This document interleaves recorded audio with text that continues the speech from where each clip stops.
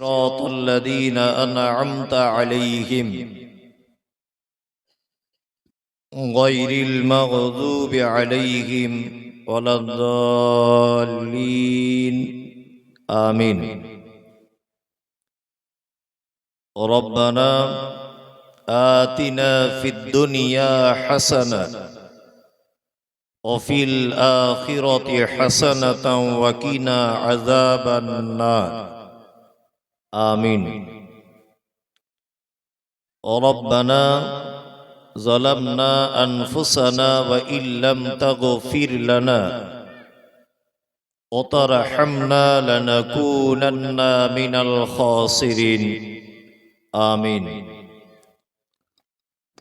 اللهم صل على محمد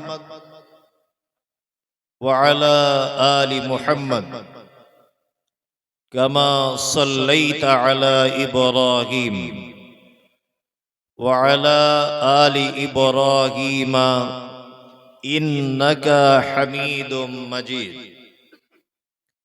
اللهم بارك على محمد وعلى آل محمد كما باركت على إبراهيم وعلى آل إبراهيم إنك حميد مجيد آمين. رب اشرح لي صدري ويسر لي أمري واحلل عقدة من لساني يفقه قولي. ربي زدني علما. اللهم فقهنا في الدين. وقال الله تعالى: أعوذ بالله من الشيطان الرجيم. بسم الله الرحمن الرحيم. ويل لكل همزة لمزة الذي جمع مالا وعدده يحسب أن ماله أخلده كلا لينبذن في الحطمة وما أدراك ما الحطمة نار الله الموقدة التي تطلع على الأفئدة إنها عليهم مؤصدة في عمد ممددة. وقال الله تعالى: إن الذين آمنوا وعملوا الصالحات أولئك هم خير البرية جزاؤهم عند ربهم جنات عدن تجري من تحتها الأنهار خالدين فيها أبدا رضي الله عنهم ورضوا عنه ذلك لمن خشي ربه. আজকের মাদ্রাসা কেন্দ্রিক আয়োজিত দ্বীনি সভার সুযোগ্য নির্বাচিত যোগ্যতম সভাপতি, উপস্থিত আমন্ত্রিত উলামায়ে কেরাম, আমি আল্লাহ সুবহানাহু ওয়া তাআলার প্রশংসা আদায় করেছি আরবিতে, তথাপিও আমি একজন পিওর বাঙালি। ওই জন্য বাংলাতেও আল্লাহর প্রশংসা আদায় করছি যে মহান রব আমাদেরকে মাদ্রাসা কেন্দ্রিক আয়োজিত দ্বীনি সভাতে বসে হাদিস এবং কোরআন শোনার সুযোগ করে দিয়েছেন। তাই সংক্ষিপ্ত আকারে সকলেই প্রশংসা জ্ঞাপন করি আলহামদুলিল্লাহ। অতঃপর বিশ্ব বরেণ্য নেতা জনাবে মুহাম্মদ রাসূলুল্লাহ সাল্লাল্লাহু আলাইহি ওয়াসাল্লামের উপর অজস্র দরুদ শান্তির ধারায় বর্ষিত হোক। আল্লাহুম্মা আমিন, আল্লাহুম্মা সাল্লি আলাইহি। এতক্ষণ পর্যন্ত আপনারা হাদিস এবং কোরআনের অনুকূলে অনেক জ্ঞানগর্ভ আলোচনা শ্রবণ করেছেন। আমি এসেছি সুদূর কলকাতা থেকে, আমিও কিছু কথা আলোচনা করব ইনশাআল্লাহ। তবে আপনারা সোশ্যাল মিডিয়ার মাধ্যমে, ফেসবুক, ইউটিউবের মাধ্যমে আমি কেমন বক্তব্য রাখি, কি ধরনের বক্তব্য রাখি, এগুলো আপনারা হয়তো আন্দাজ করতে পেরেছেন। আমি ধরনের পরিবর্তন করব না, হয়তো কথার পরিবর্তন হতে পারে। তারও পূর্বে বলে রাখছি, মায়েরা যারা বসে আছেন, দয়া করে কথা বলিয়েন না, একদম কথা বলিয়েন না। আপনি যদি এত মানুষের সামনে ভ্যাত ভ্যাত করে বকেন, তাহলে বাড়িতে কি করেন? বাড়িতে কি করেন আপনি? এত লোকের সামনে যদি আপনার কথা বলার প্রয়োজন হয়, তার বাড়িতে আপনি কি করেন? ওই জন্য বলছি, আপনি কোন বংশের মেয়ে আর কার বাড়ির বউ, এটা আপনার ব্যবহারে বুঝতে পারা যাবে। ওই জন্য কথা না বলে চুপচাপ করে বসুন। ভালো না লাগলে আপনি চুপচাপ চলে যাবেন, কেউ আপনাকে বাধা দেবে না। আমি আজকে দুটি বিষয় নিয়ে আলোচনা করব ইনশাআল্লাহ। বিষয় দুটি হচ্ছে এই যে আমাদেরকে সকলকে চলে যেতে হবে পৃথিবী ছেড়ে। মানুষের আসার একটি নির্দিষ্ট টাইম আছে। ডাক্তার বাবুরা রিপোর্ট করে তার মায়ের ডেট জেনে এটা বলে যে আগামী সপ্তাহে বাচ্চা হওয়ার সম্ভাবনা আছে, আর হয়ও তাই। কিন্তু পৃথিবীতে চলে যাওয়ার কোনো ডেট নেই, আছে না। কেউ আজকে জন্ম নিয়ে আজকেই চলে গেল, কেউ 10 বছর পরে চলে গেল, কেউ 50 বছর পরে চলে গেল। পৃথিবী থেকে চলে যেতে হবে, এ কথাই চূড়ান্ত, কেউ থাকবে না।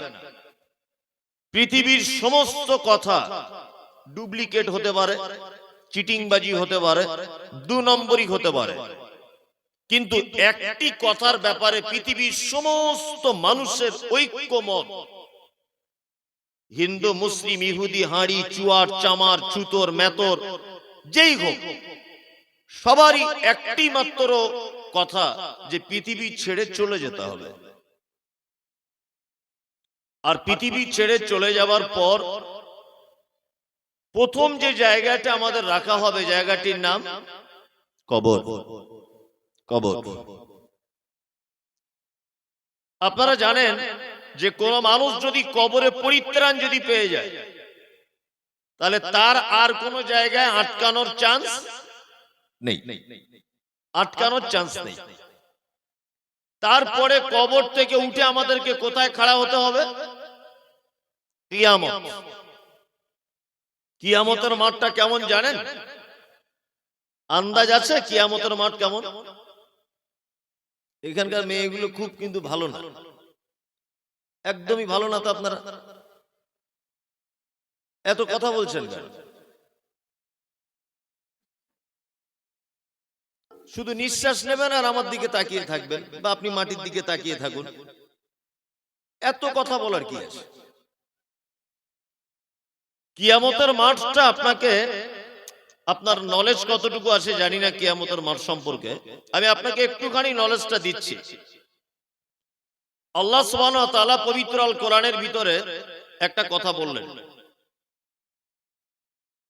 ইয়াওমা তারাউনাহা তাযহালু কুল্লু মুরজিয়াতিন আম্মা আরজা'আত ওয়া তাযাউ কুল্লু যাতি হামলিন হামলাহা ওয়া তারান নাসা সুকারা ওয়া মা হুম বিসুকারা ওয়ালাকিন্না আযাবাল্লাহি শাদীদ।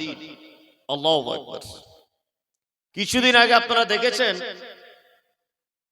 যে তুরস্কের মাটিতে একটা ভূমিকম্প হয়েছিল, মোবাইলে দেখেছেন, তুরস্কের মাটিতে। বৈজ্ঞানিক তথ্য অনুযায়ী এই ভূমিকম্পটি হয়েছিল মাটি থেকে ৮,০০০ ফুট নিচে। কত? ৮,০০০ ফুট নিচে। আর হয়েছিল কতক্ষণ? হয়েছিল ৪০ সেকেন্ড ভূমিকম্পটি হয়েছিল। এই মাটি থেকে ৮,০০০ ফুট নিচে যে ভূমিকম্প হয়েছিল ৪০ সেকেন্ড, এইটুকু ভূমিকম্পের কারণে গোটা তুরস্কর মাটির 5 তলা 10 তলা 20 তলা বিল্ডিং গুলো একেবারে হুড়মুড়িয়ে ভেঙে পড়ে গেল। কত 5 তলার মালিক গাছতলাতে বসবাস করলো, কত গৃহপালিত পশু ভাঙার স্তূপের ভিতরে পড়ে মারা গেল, কত মা বিধবা হলো, কত বাচ্চা এতিম হলো, কত পুরুষ তার স্ত্রীকে হারিয়ে দিল। মাত্র 40 সেকেন্ড হয়েছিল কত মাটি থেকে 8000 ফুট নিচে। এটা দুনিয়ার ভূমিকম্প। আর কিয়ামতের দিনের ভূমিকম্প আল্লাহ তাআলা বলছেন ইজা যুলজিলাতিল আরযু জিলজালাহা ওয়া আখরাজাতিল আরদু আসকালাহা। ছাদ ঢালাই করা মেশিন দেখেছেন? ছাদ ঢালাই করা মেশিন বাড়িতে বালু সিমেন্ট পাথর একসঙ্গে দেয়, যে উপরের মাল নিচে নিচের মাল উপরে এরকম ঘুরিয়ে দেয় না? আল্লাহ তাআলা বলছেন কিয়ামতের দিনের ভূমিকম্প ওয়া আখরাজাতিল আরদু আসকালাহা, মাটির ভিতরের জিনিসকে উপরের দিকে তুলে দেওয়া হবে। মাটির তলায় থাকা জিনিসকে কি করা হবে? উপরে তুলে দেওয়া হবে। এর নাম কিয়ামতের মাঠ। কিয়ামতের মাঠ কেমন দেখুন। আচ্ছা বলুন তো দেখি, মহিলারা বেশি ক্ষমতা সহ্য করতে পারে না পুরুষেরা? জানা আছে?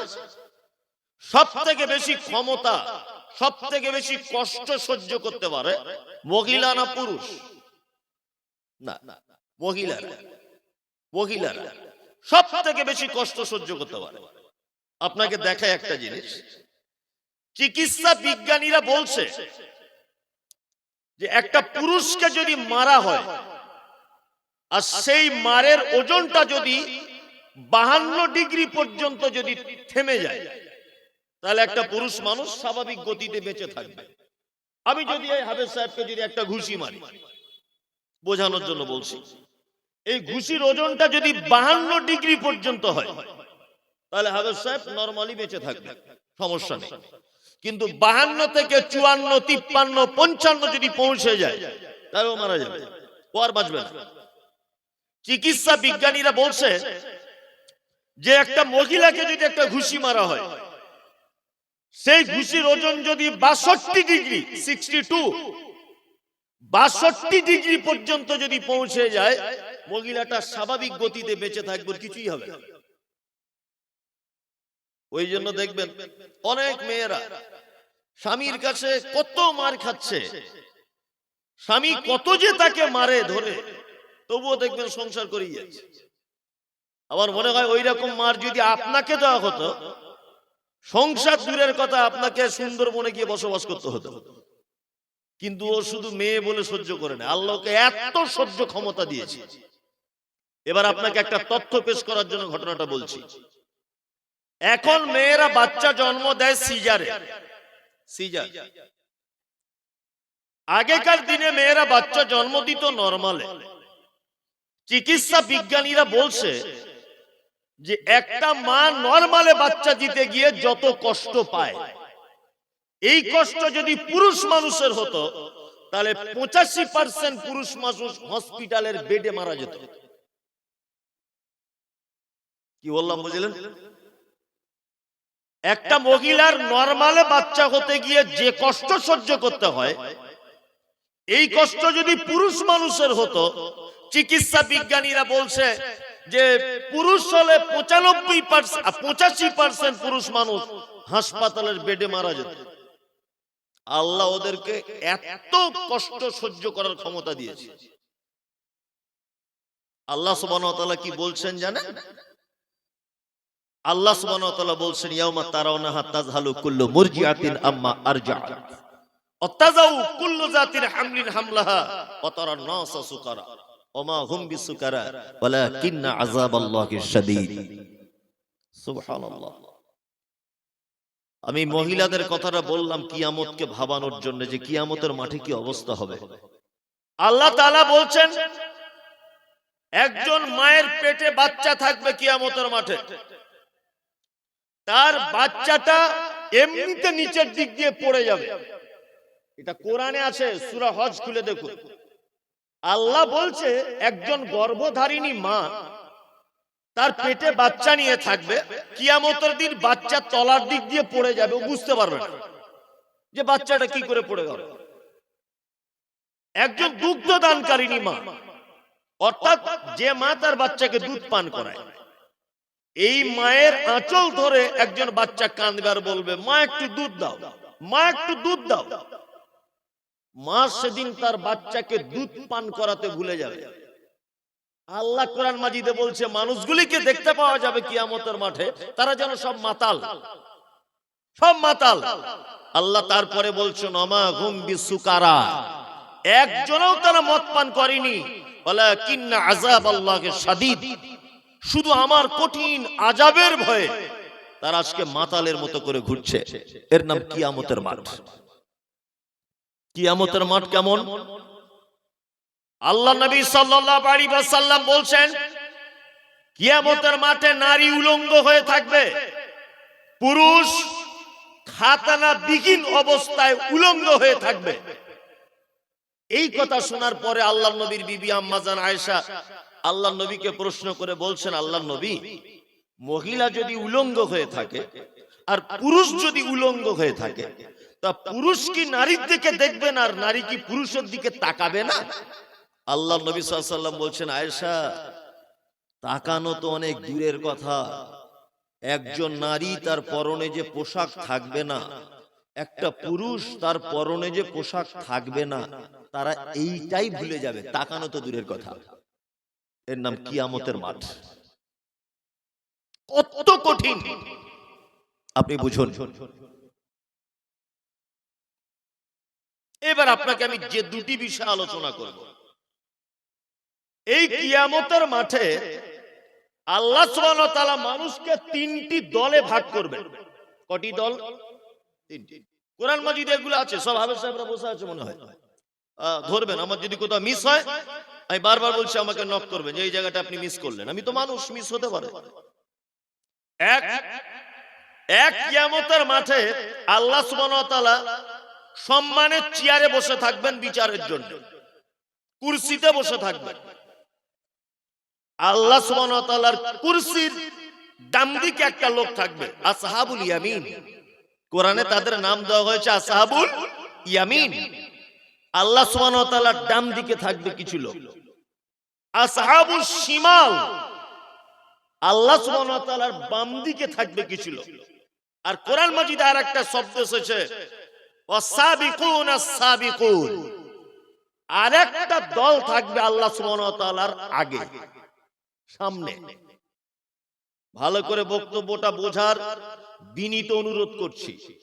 মায়েরা যারা বসে আছেন, শেষ পর্যন্ত শোনার বিনীত অনুরোধ করছি, এটা আপনার কাছে। এক, আল্লাহর ডান দিকে, দুই, আল্লাহর বাম দিকে, আর একটা দল আল্লাহর সামনে। এই তিনটে দলের ভিতরে দুটো দল জান্নাতে যাবে। কটা দল? দুটো দল যাবে। কারা? আসহাবুল ইয়ামিন, ডান দিকে আল্লাহর যারা থাকবে তারা কোথায় থাকবে? জান্নাতে। আর ওয়াসাবিকুনাস সাবিকুন, আল্লাহ সুবহানাহু ওয়া তাআলার সামনে যারা থাকবেন তারা সব জান্নাতে থাকবে। সামনে কারা থাকবে? সামনে থাকবে নবীগণ, সাহাবীগণ, তাবে তাবিগণ, আল্লাহর ওলিগণ, সলেহিনগণ, তারা সামনে থাকবেন। আর ডান দিকে বাম দিকে থাকবে আমার আপনার মতো মুমতাজুল ইসলাম, সাবিকুন নাহার, ফেরদাউস, আব্দুর রহিম, আব্দুল গফফার, আব্দুল কাহার। এরা থাকবে আল্লাহ সুবহানাহু ওয়া তাআলার ডান দিকে আর বাম দিকে। ডান দিকে যারা থাকবে তাদের থাকার জায়গা জান্নাত, বাম দিকে যারা থাকবে তাদের থাকার জায়গা কোথায়? জাহান্নাম। এবার আপনাদেরকে আমি পবিত্র আল কোরআন দিয়ে এটা বোঝাবো যে ডান দিকে কারা থাকবে আর বাম দিকে কারা থাকবে। আচ্ছা বলুন, আপনারা কোন দিকে থাকতে চাইছেন? বলুন। ডান দিকে। কেন? বাম দিকে থাকলে হয় না? একটু হয় না? না, ডান দিকে থাকতে চাই। তার মানে ডান দিকে মানে থাকার জায়গা কোথায়? জান্নাত। আর বাম দিকে মানে থাকার জায়গা জাহান্নাম। আল্লাহু আকবার। আমি আপনাদেরকে প্রথমে কোনটা বলি, ডান দিকেরটা বলবো না বাম দিকেরটা বলবো?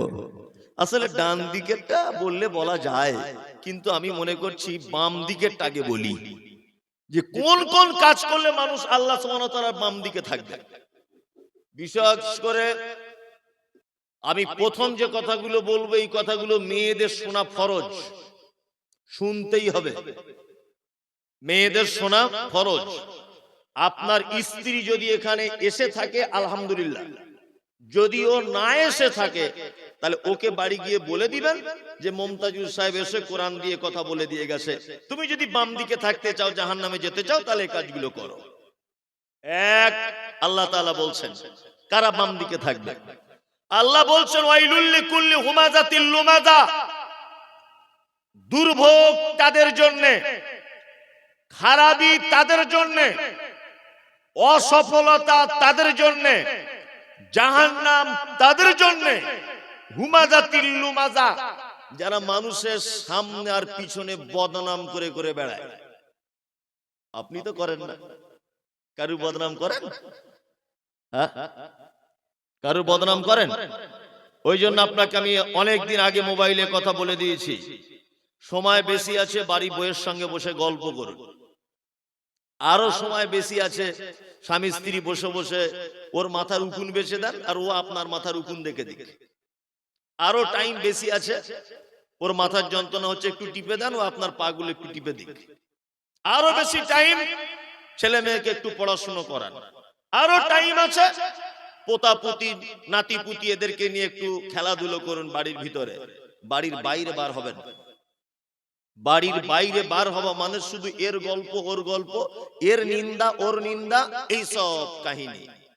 চায়ের দোকানে বসে আছে একটা লোক, 5 টাকা চা খায় আর 100 টাকার লোকের বদনাম করে। করে না? 5 টাকা চা খায়, 5 টাকা, 5 টাকার চায়ের দোকানে চা খেতে বসে থাকে। একটা মেয়ে ছেলে যাচ্ছে এখান থেকে পার হয়ে, তার স্বামী মারা গেছে 3 মাস আগে। তার চায়ের দোকানে বুড়ো বসে বসে বলছে কি ব্যাপার, ও স্বামী মারা যাচ্ছে আর ও বারবার হরিশ্চন্দ্রপুরে যাচ্ছে, কি ব্যাপার? আর একজন তখন পাশ থেকে বলছে দেখ মনে হয় কাউকে ধরেছে। বলছে ও ধরেছে, তোমার বাপ দেখতে গিয়েছিল, তুমি আন্দাজে বললে কেন? একটা লোক 2 তলা বাড়ি করেছে হঠাৎ করে, গরিব মানুষ, কোন রকম ভাবে 2 তলা বাড়ি করেছে। আর একটা লোক তখন বলছে ওরে 2 তলা বাড়ি এমনি হয়েছে, ও কলকাতায় কাজ করতে গিয়েছিল, 10 লাখ টাকা ঝেড়ে নিয়ে এসেছে। ও ঝেড়ে নিয়ে এসেছে, তোমার বাপ দেখতে গিয়েছিল, তুমি এ কথা বললে কেন? আল্লাহ সুবহানাহু ওয়া তাআলা বলছেন ইয়া আইয়ুহাল্লাযীনা আমানু, এই তোমরা যারা ঈমান নিয়ে এসেছো শোনো, ইজতানিবু কাসীরাম মিনাজ জান্নি ইন্না বাযাজ জান্নি ইসমুন, ধারণা করে মানুষের ব্যাপারে কথা বলবে না, নিশ্চয়ই অধিক ধারণা মিথ্যা এবং পাপ। ধারণা করে কথা বলা যাবে না। বলছে অমুক জন মাদ্রাসা করেছে, আর একজন বলছে মাদ্রাসা করেছে মানে টাকা সব ঝেড়ে খেয়ে নিয়েছে। ও ঝেড়েছে তুমি দেখতে গিয়েছিলে? আন্দাজে বললে কেন? আন্দাজে বলতে গেলে কেন? অমুকের বউ এই করে, অমুকের বেটি এই করে, আন্দাজে কেন বলতে গেলে? প্রমাণ আছে তোমার কাছে কিছু? আল্লাহ তাআলা বলছে ওয়াইলুল লিকুল্লি হুমাযাতিল লুমাযা, দুর্ভোগ জাহান্নাম তাদের জন্য যারা মানুষের সামনে এবং পিছনে বদনাম করে করে বেড়ায়। মমতাজুল সাহেব, পিছনে না হয় বদনাম হয়, সামনে আবার কি করে বদনাম হয়? গীবত, পরনিন্দা। গীবত কাকে বলে এটা আগে জানতে হবে। খুব মনোযোগ দিয়ে আপনাকে জানানোর চেষ্টা করছি। দেখুন, এক, আমি আপনাদের মসজিদে একটা ঘড়ি ছিল, চুরি করেছি, ধরে না। এই আমি যে ঘড়িটা চুরি করেছি এটা কেউ দেখতে পায়নি, এ দেখতে পেয়েছে। এ শুধু একা দেখতে পেয়েছে, আর কেউ দেখতে পায়নি। আমি চায়ের দোকানে বসে চা খাচ্ছি, চা পান করছি, সেখানে 20টা লোক আছে। এই 20টা লোকের সামনে ও আমাকে বলছে হুজুর আপনি যে মসজিদের ঘড়িটা চুরি করলেন এটা কি ঠিক হলো? তা আমি তখন লজ্জা পাবো কি পাবো না? কথা বলুন। এটার নাম গীবত। আল্লাহ নবী সাল্লাল্লাহু আলাইহি ওয়াসাল্লাম বলছেন তুমি তোমার ভাইয়ের ব্যাপারে এমন কথা বলেছো, তোমার ভাইয়ের মধ্যে সে গুণ আছে, সে সত্যি ঘড়ি চুরি করেছে, কিন্তু তুমি তোমার ভাইকে অপমান করার জন্য চায়ের দোকানে যে বলে দিলে, তাকে অপমান করলে, এর নাম গীবত। এর নাম কি? গীবত। তুমি এমন একটা লোকের ব্যাপারে কথা বলছো, সে সেটা শুনলে কষ্ট পাবে। অরিজিনালি আমি দোষ করেছি, ঘড়ি চুরি করেছি অরিজিনাল, কিন্তু ও চায়ের দোকানে যখন বলছে, তখন আমি কষ্ট পাবো কি পাবো না? পাবো। এর নাম কি? গীবত। আরে আমার পাপ ধরা পড়েছে বলে আমি পাপী, আমার থেকে 10 গুণ বেশি পাপ ও করেছে, ওটা ধরা পড়েনি বলে ও সাধু। কি বললাম বুঝলেন? ও যদি আমার পাপটাকে যদি গোপন করে রাখতো, আল্লাহ এইরকম 100 পাপ ওর গোপন করে রাখতো, কিয়ামতের মাঠে প্রকাশ করতো না। ও আমার চায়ের দোকানে 20 জনের সামনে মান সম্মান উড়িয়ে দিয়েছে, আল্লাহকে কিয়ামতের মাঠে লক্ষ কোটি মানুষের সামনে ডেকে বলবো, তোমার নাম হুজাইফা? আল্লাহ হুজাইফা। মমতাজুলের ঘড়ি চুরির বদনাম দিয়েছিলে, আল্লাহ দিয়েছিলাম। এই যে তুমি অমুকের মেয়ের সঙ্গে প্রেম ভালোবাসা করেছিলে, এটা তো কেউ জানে না, আমি আল্লাহ আজকে সবার সামনে বলে দিলাম, যাও। তখন ওর মান সম্মান থাকবে? ওই জন্য কারোর দোষ ত্রুটি দেখলেও গোপন করে রাখবে। আমাদের সমাজ এমন বেহায়া হয়েছে, এমন অসভ্য হয়েছে, একটা ছেলে একটা মেয়ে ফোনে কার সঙ্গে কথা বলে, কার সঙ্গে চ্যাটিং করে, কার সঙ্গে মেসেঞ্জারে কথা বলে, ইমোতে কথা বলে, ভিডিও কলে কথা বলে, সারা রাত যা করে করে, আবার সকালে উঠে বন্ধু বান্ধবকে বলে যে আমি অমুকের সাথে এই করেছি, বলে না? হ্যাঁ, কিছু মানুষ আছে তারা পাপ কাজ করে আবার বলে বলে বেড়ায়। আরে তুমি যদি তোমার পাপ গোপন রাখতে না পারো, নিজের পাপ, তা আল্লাহ গোপন রাখবে? তুমি যদি তোমার অপরাধ কি যদি ছুপিয়ে রাখতে না পারো, তা আল্লাহ তোমার অপরাধ ছুপাবে? ছুপাবে না। শুনুন একটা কথা বলি, পৃথিবীতে যত পাপ আছে, সমস্ত পাপ তওবা করলে ক্ষমা হয়, একটা পাপ তওবা করলে ক্ষমা হয় না। একটা মাত্র পাপ তওবা করলেও ক্ষমা হয় না। আপনি হজ করতে গিয়েছেন 5 লাখ টাকা খরচা করে, কাবার বাইরে দূরের কথা, কাবার ভিতরে ঢুকে যদি আপনি সেজদা দিয়ে বলেন আল্লাহ আমাকে ক্ষমা করে দাও, ক্ষমা হবে না, কোনোদিন ক্ষমা হবে না। যে পাপ, পৃথিবীতে একটা পাপ আছে যে পাপ ক্ষমা পাওয়ার কোনো পদ্ধতি নাই। 30 বছরে নামাজ পড়িনি আমি, 35 বছরে নামাজ পড়তে শুরু করেছি। যেদিন থেকে নামাজ পড়তে শুরু করেছি, সেই দিন যদি আমি বলি আল্লাহ 30 বছর শয়তানের চক্রান্তে নামাজ পড়তে পারিনি, আমাকে ক্ষমা করে দাও, সঙ্গে সঙ্গে ক্ষমা হয়ে যাবে, সমস্যা নেই। আমি মমতাজুল ইসলাম আমার মামাতো বোনের সঙ্গে রাতের বেলা অপরাধ করেছি, মাগরিবের পরে ফজরের সময়তে আল্লাহর প্রতি ভয় চলে এলো, আমি হাত দুটো তুলে বললাম আল্লাহ, আমি মমতাজুল ইসলাম, আমার মামাতো বোন ফরিদা, দুজনা পাপ করে ফেলেছি, পৃথিবীর কেউ দেখতে পায়নি, তুমি শুধু দেখতে পেয়েছো, তুমি আমাকে ক্ষমা করে দাও। একদিন, 2 দিন, 3 দিন, 4 দিন ক্ষমা চাইলাম, আল্লাহ সুবহানাহু ওয়া তাআলা ক্ষমা করে দিলেন। কত ব্যভিচার করেছো, কত সুদ খেয়েছো, কত নামাজ ছেড়েছো, কত রোজা ছেড়েছো, কত বড় তোমার পাপ। কামা ফিন্নাস আন্নাসুন নিয়াম, রাতের বেলা যখন সবাই ঘুমিয়ে যায়, আল্লাহ নবী সাল্লাল্লাহু আলাইহি ওয়াসাল্লাম বলছেন কামা ফিন্নাস আন্নাসুন নিয়াম, তুমি তখন রাতের বেলা ওঠো, উঠে 2 রাকাত নামাজ পড়ো, বাড়িতে হোক মসজিদে হোক, নামাজ পড়ার পরে হাত দুটো তুলে শুধু একবার বলো আল্লাহ আমার পাপের শেষ নাই, পৃথিবীর কেউ আমার পাপ মেপে দেখার ক্ষমতা রাখে না, তুমি আমার পাপ সম্পর্কে জানো, তুমি আমার গুনাহ সম্পর্কে জানো, আল্লাহ তুমি আমার পাপকে ক্ষমা করে দাও। শুধু 2 ফোঁটা চোখের পানি একটু ফেলে দেন, দেখবেন আপনার পাহাড় সমপরিমাণ পাপ থাকলেও সাথে সাথে মাপ, কোনো সমস্যা নেই। পৃথিবীতে একটা পাপ কখনোই ক্ষমা চেয়েও ক্ষমা হবে না, যদি আপনি কারোর বদনাম করে থাকেন, কিয়ামতের আগের দিন পর্যন্ত ক্ষমা হবে না।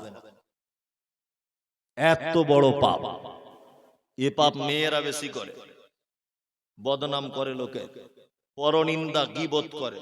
এই তোমরা ওখানে হাসছো কেন? হাসছো কেন? এখানে ওখানে হাসবে না, চলো ওদিকে গিয়ে হাসো।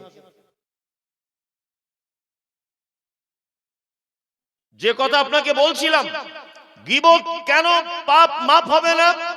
পৃথিবীতে একটা পাপ আছে যে পাপের বাচ্চা হয়, সুদের মতো পাপ বাড়ে।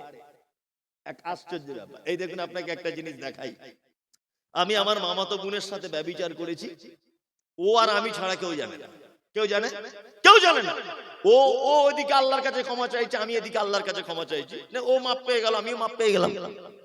ভালো করে বুঝবেন, আপনি নামাজ ছেড়ে দিয়েছিলেন, পাপ আপনি একা করেছেন, তাই না? আপনি মাপ চাইলে মাপ হয়ে যাবে। এখন এই যে চায়ের দোকানে আমার বদনাম করেছে, চায়ের দোকানে 20 জন ছিল, তারা 20 জন আরো চায়ের দোকানে 20 জায়গায় গিয়ে গল্প করেছে। তাহলে আমার এই বদনামটা সারা এলাকা হয়ে গেল। গেল কি গেল না?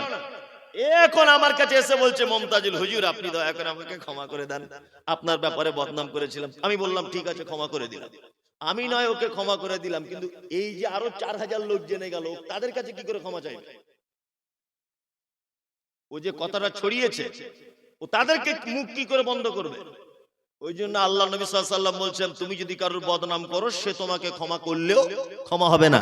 একটা মাত্র রাস্তা আছে ক্ষমা পাওয়ার। কি রাস্তা?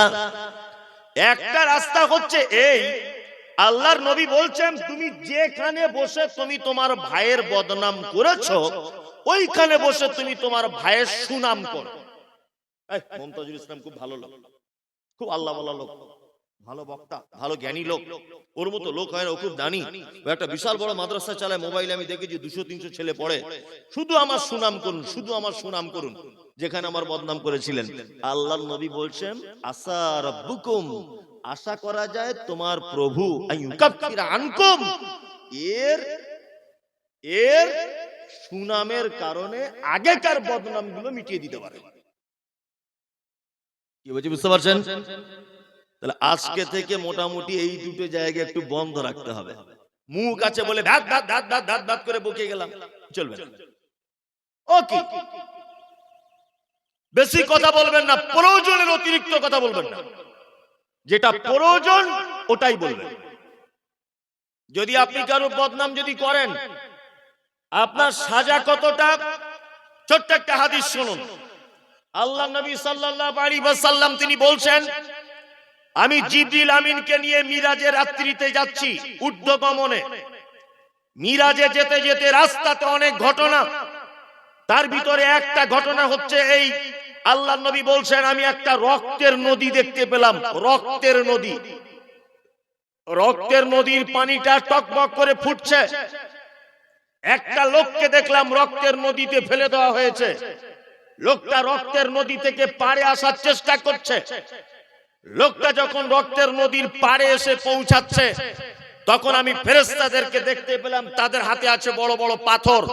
তারা ওই লোকটার মাথাতে পাথর দিয়ে মারছে। মাথাটা ভেঙে যাচ্ছে, আবার মাথাটা ভালো হয়ে যাচ্ছে। আমি জিবরিল আমিনকে বললাম, মা হাজার রাজুল, ও জিবরিল, এ লোকটা কে যাকে রক্তের নদীতে ফেলে দেওয়া হয়েছে আর হাবুডুবু খাচ্ছে?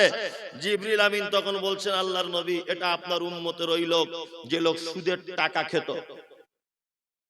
সুদ তো আপনাদের মালদাতে চলেই না, চলে চলে না। এখন পুরুষ মানুষ যত সুদ খাচ্ছে, মেয়েরা তার থেকে বেশি খাচ্ছে, খাচ্ছে না? এই যে বন্ধন ফন্দন হাবি জাবিতে সব মহিলারা সুদ খাচ্ছে, খাচ্ছে না? এই তুমি যে এখানে পুরুষ মানুষ বসে আছো, ও বন্ধনের লোন করছে কেন? ওকে কি লোন করার জন্য বিয়ে করেছো? হ্যাঁ, আল্লাহু আকবার, ওকে লোন করার জন্য বিয়ে করেছো? আল্লাহর নবী সাল্লাল্লাহু আলাইহি ওয়াসাল্লাম কি বলছেন? আল্লাহর নবী বলছেন, ইয়া মাশারাস শাবাব মান ইসতাতা মিনকুমুল বাপ ফালিয়াতাজাওয়াজ। এই যুবক, বিয়ে করো, তোমার ক্ষমতা থাকলে বিয়ে করো, তাছাড়া বিয়ে করতে যেও না। ইমাম নববী হাদিসের ব্যাখ্যা করতে গিয়ে বলছেন, একটা পুরুষ মানুষের 4টে ক্ষমতা লাগবে তবে বিয়ে করতে পাবে। কটা ক্ষমতা? 4টা। হুসমোটা করে পরের মেয়ে দেখতে ভালো বলে তার পিছনে পড়ে গেলাম, বিয়ে করে নিলাম না। 4টে গুণ থাকতে হবে তবে বিয়ে করবে। এক নম্বর, শারীরিক ক্ষমতা থাকতে হবে। 2, আপনি যে মানের খাবেন ওই মানের খাওয়ানোর অর্থ থাকতে হবে। 3, ভালো একটা বাড়ি থাকতে হবে, প্রাচীর দিয়ে ঘেরা। বাড়ির ভিতরে পেচ্ছাপ পায়খানা বাথরুম সবকিছুর ব্যবস্থা থাকবে, এরকম একটা বাড়ি থাকতে হবে। চার নম্বর হচ্ছে চোখ যেদিকে যাবে আমার বউ সেদিকে ঘুরবে। চোখ যেদিকে ঘুরবে আমার বউ সেদিকে ঘুরবে, এই ক্ষমতা থাকতে হবে। 5, ইমাম নববী আরো ব্যাখ্যা করতে গিয়ে একটা এক্সট্রা করে দিয়েছে, তুমি বিয়ে করার আগে তার ভরণ পোষণের জন্য উপযুক্ত ইনকামের ব্যবস্থা থাকতে হবে। পকেটে পয়সা নাই, কিছু নাই, একটা সুন্দরী মেয়ে পছন্দ করে বিয়ে করে নিয়ে এসেছে, 3 বেলা তাকে মারছে আর বলছে তোর বাপের বাড়ি থেকে টাকা। তোমার টাকা নাই, তোমার বিয়ে নাই। ভালো ঘর নাই, তোমার বিয়ে নাই। কি বলছি বুঝতে পারছো? যৌবনের ক্ষমতা নাই, বিয়ে নাই। পাওয়ার নাই বউকে জব্দ করার মতো, এই পাওয়ার তোমার নাই, তোমার বিয়ে নাই। তাহলে আমি কি করব? আপনি তো মারাত্মক গেঁড়া কলে ফেলে দিলেন, তাহলে আমাদের বিয়ে হবে না। এই যে আল্লাহ নবী বলেছেন তুমি একদিন ছাড়া একদিন রোজা রাখো তোমার যৌবনকে মিটিয়ে দেওয়ার জন্য, তবুও তুমি বিয়ের ধারে পাশে যেতে পারবে না। 4টে গুণ থাকবে, তবে তোমাকে বিয়ে করতে হবে। আপনি কি করতে বিয়ে করেছেন? চোখ যেদিকে ঘুরবে বউ সেদিকে যাবে। আপনি বাড়িতে বসে থাকেন না, ও বন্ধনের লোন আনতে যায়। তোমার মতো পুরুষ মানুষের পাছার চামড়া তুলে দিতে হবে। এটা হযরত ওমরের জামানা যদি হতো তা তোমাকে শুলিতে চাপানো হতো, শুলিতে। হযরত আবু বকরের জামানা যদি হতো তোমাকে হত্যা করা হতো, ওপেন ফাঁকা মাঠে তোমাকে চিৎ করে শুইয়ে তোমার গলায় ছুরি চালিয়ে দিত। হযরত ওমর, আবু বকর, উসমানের জামানা যদি হতো। আশ্চর্য ব্যাপার। এই আজ থেকে 20 বছর আগে বন্ধন টন্ধন এসব ছিল? আপনার মা আপনাদের মানুষ করেনি? আপনার আব্বা আপনাদেরকে মানুষ করেনি? তখন মানুষ করেছে কি করে? এখন মানুষ করতে পারে না কেন? এখন আপনার স্ত্রীরা আপনার চাহিদা বেড়েছে, অল্পতে সন্তুষ্ট নয়। কি বলছে কিছু বুঝতে পারছেন? অল্পতে সন্তুষ্ট হবেন, দেখবেন ঋণ দেনা থেকে, কর্জ থেকে বেঁচে যাবেন, সুদ থেকে বেঁচে যাবেন। আর একটা কথা বলছি, শুনে রেখে দেন, যারা এই সমস্ত সুদের কারবারের সঙ্গে যুক্ত, এদের স্বামীরা যদি পাহাড়ের মতো সোনা কামাই করে তবু এদের সংসারে আল্লাহর পক্ষ থেকে জীবনে শান্তি আসবে না। অশান্তি লেগেই থাকবে, ঝগড়াঝাটি লেগেই থাকবে, আর মাল নাই, জীবনে মালে বরকত হবে না। আল্লাহ নবী সাল্লাল্লাহু আলাইহি ওয়াসাল্লাম বলেছেন, 1 টাকা যদি কেউ সুদের টাকা খায়, সবথেকে ছোট যে পাপ, সে তার মায়ের সাথে ব্যভিচার করলে যে পাপ হয় ওই পাপ হয়। সবথেকে ছোট পাপ যেটা। এই হাজী সাহেব, শুনলাম আপনি নাকি হজ করতে যাচ্ছেন। 5 লাখ টাকা 3 বছর ব্যাংকে জমা রেখেছেন। ওই 5 লাখ টাকা বেড়ে হয়েছে 5,60,000 টাকা।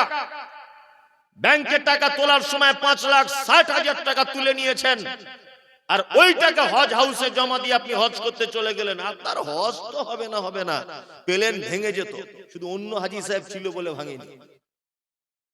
60,000 টাকা তো দূরের কথা, 60 পয়সা যদি তোমার তো সুদের টাকা ঢুকে যায়, তোমার হজের তো 12টা বেজে গেল, তোমার 5 লাখ টাকা জলে গেল, কোনো কাজ নেই।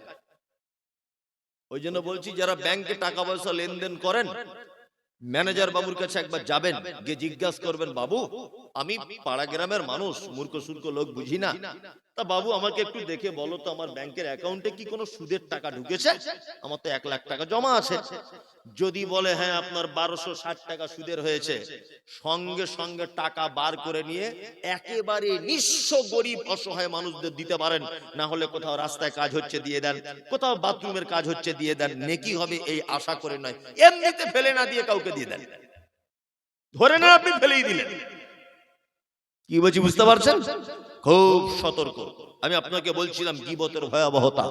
আল্লাহ নবী সাল্লাল্লাহু আলাইহি ওয়াসাল্লাম তিনি বলছেন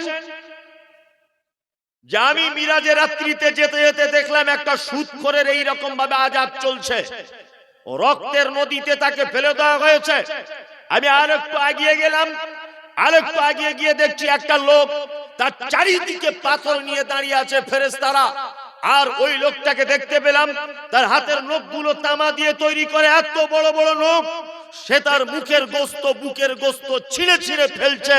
আমি জিজ্ঞেস করলাম, মা হাযা রাজুল, জিবরিল এটাকে?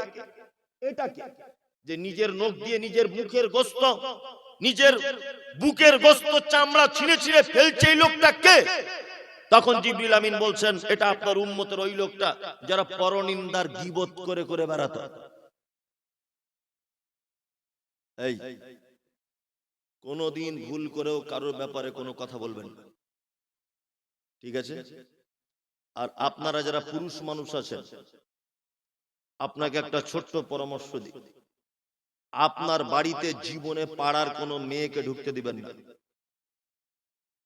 কারণ ও আপনার স্ত্রীকে গিয়ে পরনিন্দা করবে। ও গিয়ে এটা বলবে আমার ননদ খারাপ, আমার যা খারাপ, আমার ভাসুর খারাপ, আমার শ্বশুর খারাপ, গীবত করবে আপনার বউয়ের কাছে। সংসার যদি সুখে রাখতে চান, পাড়ার কোনো মহিলাকে আপনার বাড়িতে ঢুকতে দেবেন না।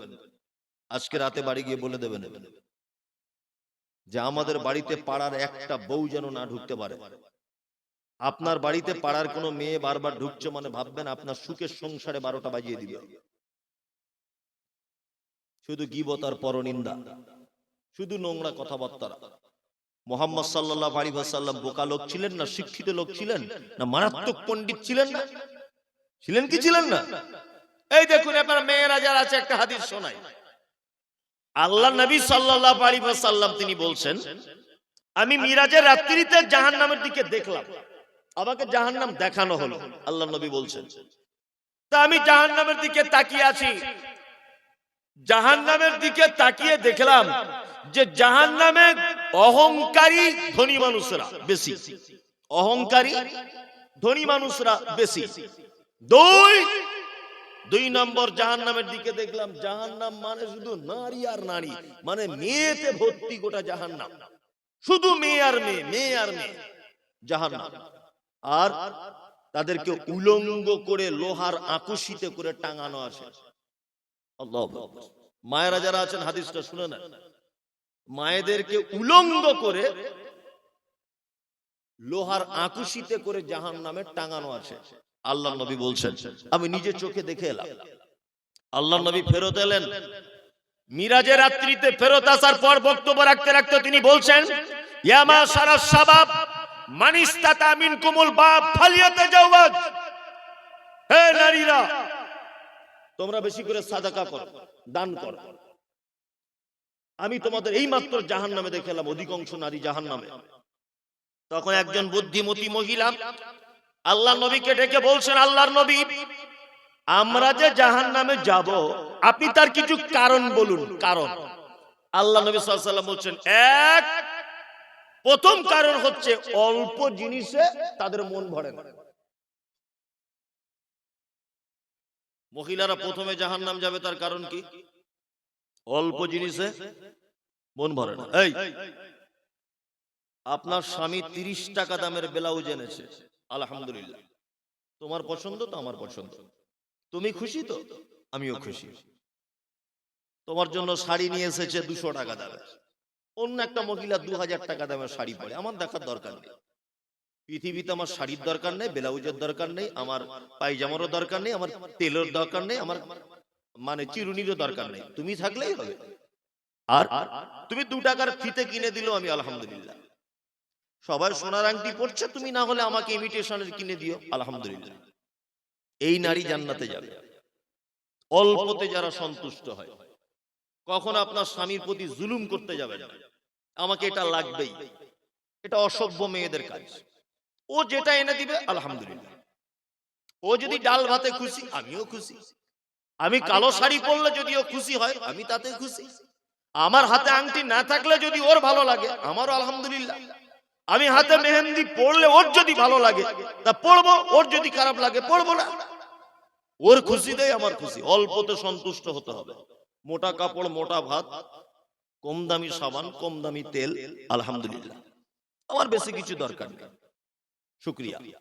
2, আল্লাহ নবী সাল্লাল্লাহু আলাইহি ওয়াসাল্লাম বলেন নারী জাহান্নামে দেখে এলাম এই কারণে যে তারা স্বামীর অকৃতজ্ঞ হয়, স্বামীর প্রতি কৃতজ্ঞতা স্বীকার করবে সর্বক্ষণ, স্বামীর কৃতজ্ঞতা।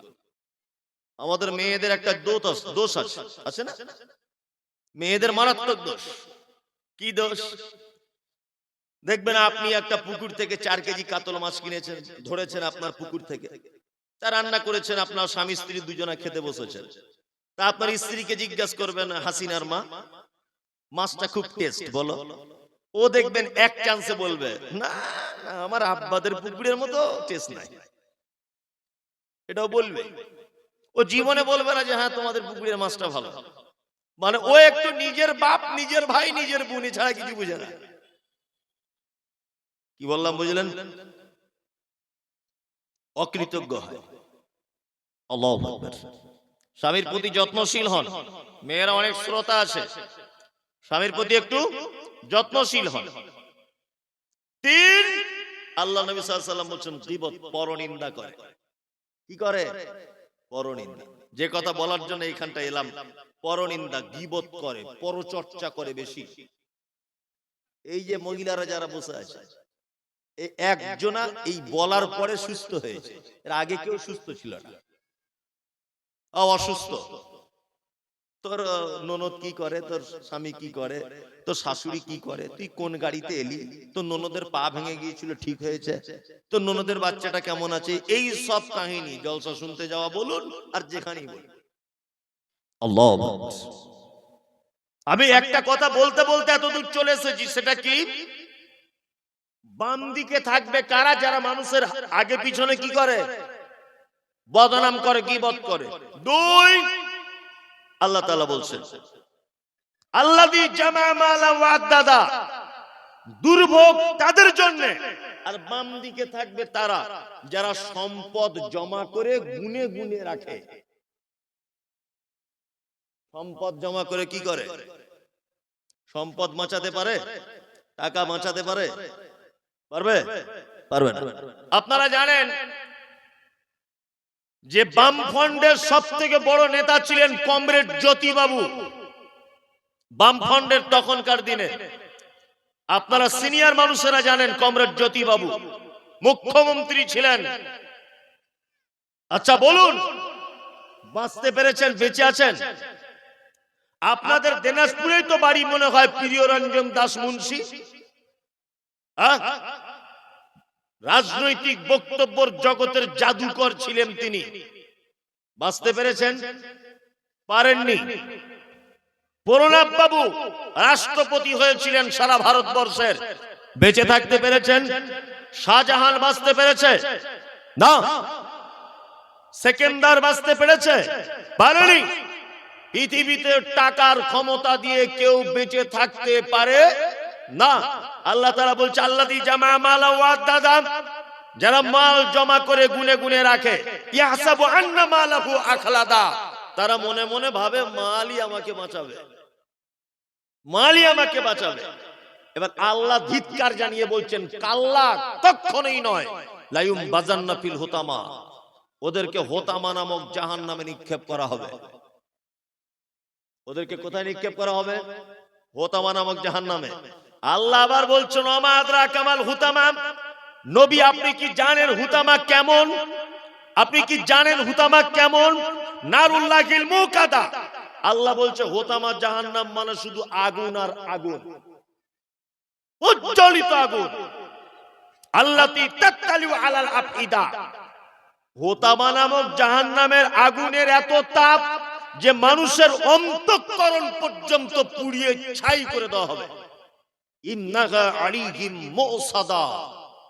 2 নম্বর হচ্ছে ইন্নাহা আলাইহিম মুসাদা, কিয়ামতের মাঠে জাহান্নামীদেরকে হোতামায় ভরার পর আল্লাহ তাআলা বলছে ফি আমাদিম মুমাদ্দাদা, তাদেরকে এই রকম আগুনের খাম্বাতে বেঁধে রাখবে। জাহান্নামীদের বেঁধে রাখবে আল্লাহ। কেন বেঁধে রাখবে? আপনাকে আরেকটা মজার কথা বলি। আচ্ছা বলুন তো দেখি, আল্লাহ যদি কিয়ামতের মাঠে বলে মুমতাজুল ইসলাম এখানে দাঁড়া, আমি এক পা হিলাতে পারবো? পারবো? আল্লাহ তো বলতে পারতো তোকে জাহান্নামে ঢুকিয়ে দিলাম, তুই এবার থাক। আল্লাহ বলছে ফি আমাদিম মুমাদ্দাদা, জাহান্নামে ওকে বাঁধা হবে। বাঁধবে কেন? কেন বাঁধবে জানেন? আল্লাহু আকবার। দেখেছেন না যে গ্রামে যখন ছেঁচড়া চোর ধরা পড়ে, ওই লোটা চোর, বদনা চোর, সাইকেল চোর যখন ধরা পড়ে, তা গ্রামের প্রধান মেম্বাররা কি করে? ল্যাম্পপোস্টে হাত বাঁধে এরকম করে বেঁধে বলে দেখি কোন বাপ আছে তোর আজকে হাত ছাড়িয়ে নিয়ে যাবে, বলে না? তার মানে প্রধান সাহেব একটি এলাকার প্রধান বলে ক্ষমতা দেখায়, দেখায় না? আল্লাহ তাআলা বলছেন খুযুহু ফাগুল্লু সুম্মা জাকিমু সাল্লু। কিয়ামতের দিনে প্রত্যেক অপরাধীকে ডাকা হবে আর পিছন দিক দিয়ে হাত বাঁধা হবে। বাবরি মসজিদ ভেঙেছে নরেন্দ্র মোদী, পিছনে হাত বাঁধা থাকবে।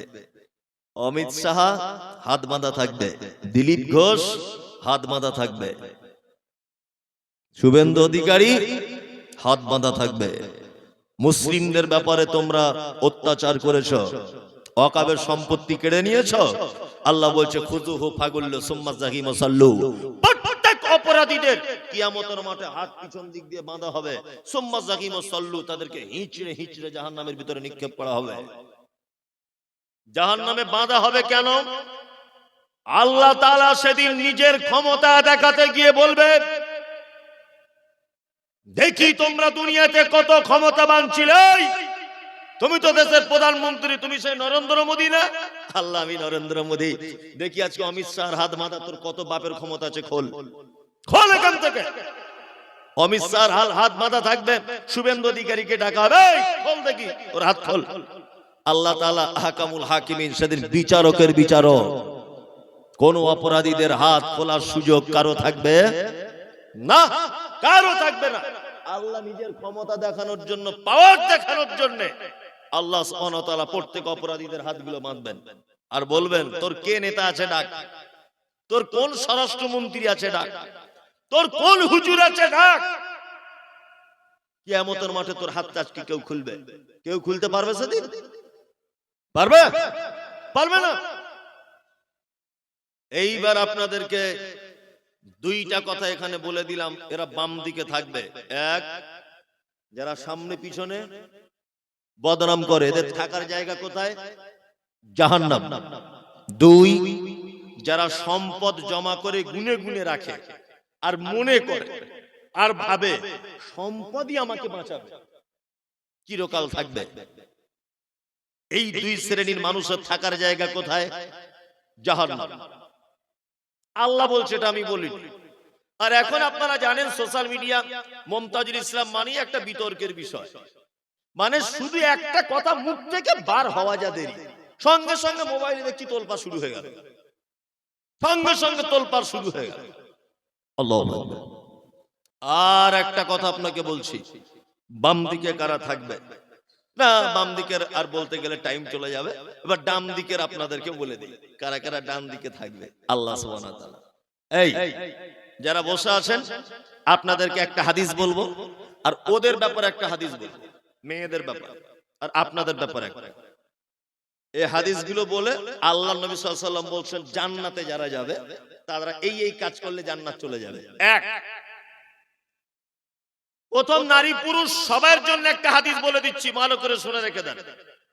না প্রথম এটা বলবো না, প্রথম ওদেরটা বলি। মায়েরা যারা আছেন, আল্লাহ নবী সাল্লাল্লাহু আলাইহি ওয়াসাল্লাম বলছেন একজন মহিলা যদি সারা জীবনে 4টি কাজ করে, কটা? 4টি কাজ যদি কোনো মহিলা করে, আল্লাহর নবী বলছেন জান্নাতের যে কোনো দরজা দিয়ে ওই নারী ঢুকে যাবে, যে কোনো দরজা দিয়ে ওই নারী ঢুকে যাবে। কটা কাজ? 4টা। আপনার স্ত্রীকে বলে দিবেন এটা, আপনার বেটিকে বলবেন, আপনার বৌমাকেও বলে দিবেন। এক, আল মারাতু ইজা সাল্লাত খামসাহা, একজন মহিলা শুধু যদি 5 ওয়াক্ত নামাজ পড়ে, কি বললাম বুঝলেন? 5 ওয়াক্ত কি করবে? নামাজ পড়বে। মেয়েদের একটা কথা বলে দিই, একটা মেয়ে 5 ওয়াক্ত নামাজ পড়বে কতদিন?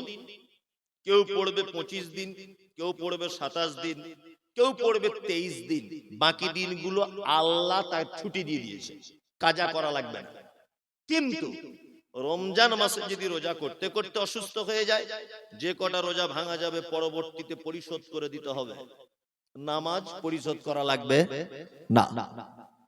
5 ওয়াক্ত নামাজ পড়বে।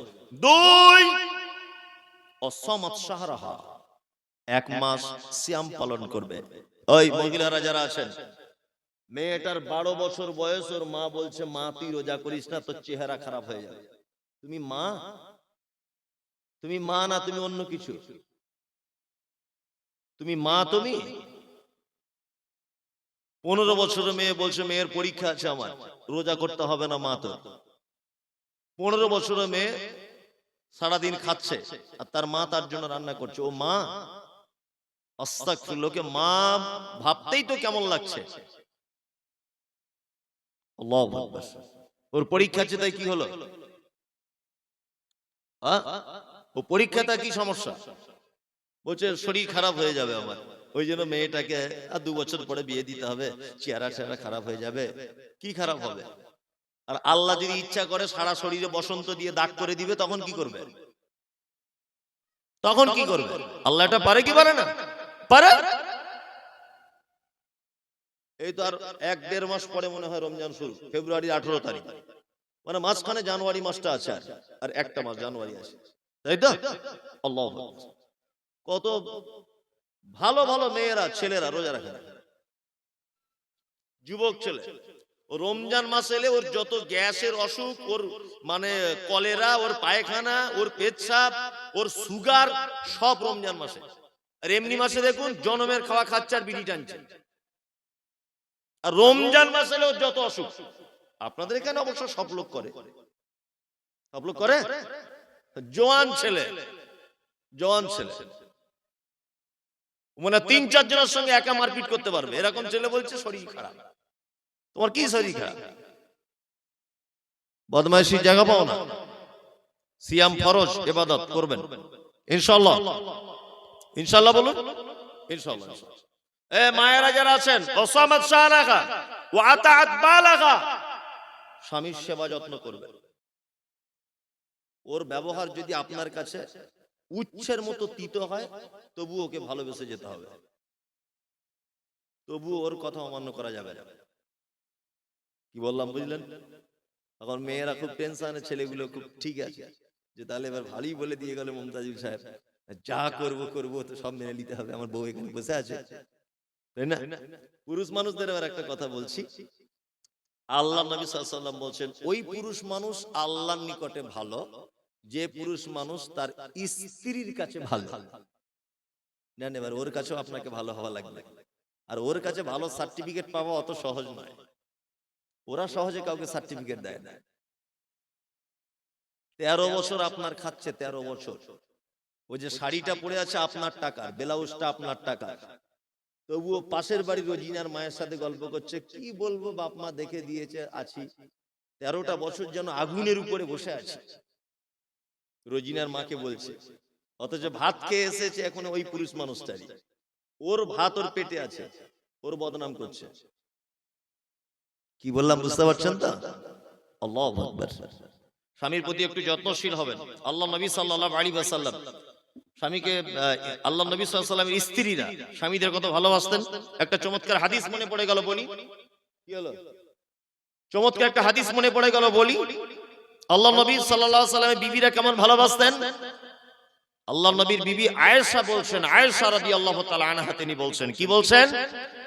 যে গেলাসে আমি পানি পান ও করিতাম, পান করা হয়ে গেলে নবীকে দিতাম, দেখিতাম আমি অগণিজ নয়নেতে, ওখানি মুখ লাগাইয়া নবী পান করিতেন। গোস্ত খেয়ে হাড্ডি গুলো ফেলিয়া দিতাম, চুষে চুষে খেত নবী চোখেতে দেখিতাম। আল্লাহু আকবার। আম্মা জান আয়েশা বলছেন, আল্লাহর নবী আমাকে এত ভালোবাসতেন, এত ভালোবাসতেন। দুইজনা স্বামী স্ত্রীতে দস্তরখান বিছিয়ে ভাত খেতে বসেছি। আম্মা জান আয়েশা কি বলছেন? যে গেলাসে আমি পানি পান ও করিতাম, পান করা হয়ে গেলে নবীকে দিতাম, দেখিতাম আমি অগণিজ নয়নেতে, ওখানে মুখ লাগাইয়া নবী পান করিতেন। আল্লাহু আকবার। আম্মা জান আয়েশা বলছেন, আমি গ্লাসে পানি পান করতাম, আমি গ্লাসটা রেখে দিয়েছি দস্তরখানের উপরে, আমি আর চোখে দেখেছি আল্লাহ নবী আমি যে জায়গাটায় গ্লাসে মুখ লাগিয়েছি ওই জায়গাটাতেই মুখ লাগিয়ে পানি পান করছেন। সুবহানাল্লাহ, এত ভালোবাসতেন। আম্মা জান আয়েশা বলছেন, গোস্ত খেয়ে হাড্ডি গুলো ফেলিয়া দিতাম, চুষে চুষে খেত নবী চোখেতে দেখিতাম। আম্মা জান আয়েশা বলছেন, আমাদের বাড়িতে কখনো কখনো যদি গোস্তর হাদিয়া যদি আসতো, কেউ যদি পাড়া প্রতিবেশী গোস্ত আমাদের বাড়িতে দিয়ে যেত, আল্লাহর নবীর জন্য আমি গোস্তটা নিজে হাতে রান্না করতাম, আমি গোস্তটা খেতাম, হাড্ডিটা খেতে পারতাম না, হাড্ডিটা দস্তরখানের উপরে ফেলে দিয়েছি। আল্লাহর নবীকে দেখেছি, নবীজি আমার ওই হাড্ডিটা আবার দস্তরখানের উপর থেকে তুলে নিয়ে নিজের মুখের ভিতরে দিয়ে চিবিয়ে চিবিয়ে রস বার করে করে তিনি খেতে, এত ভালোবাসতেন। সুবহানাল্লাহ। এই ভালোবাসা আছে? আপনার স্ত্রী আপনার আঁটু খাবে? ছি, ছি, ছি। আপনি যা সারাদিন বিড়ি টানছেন, আপনার মুখে যা গন্ধ,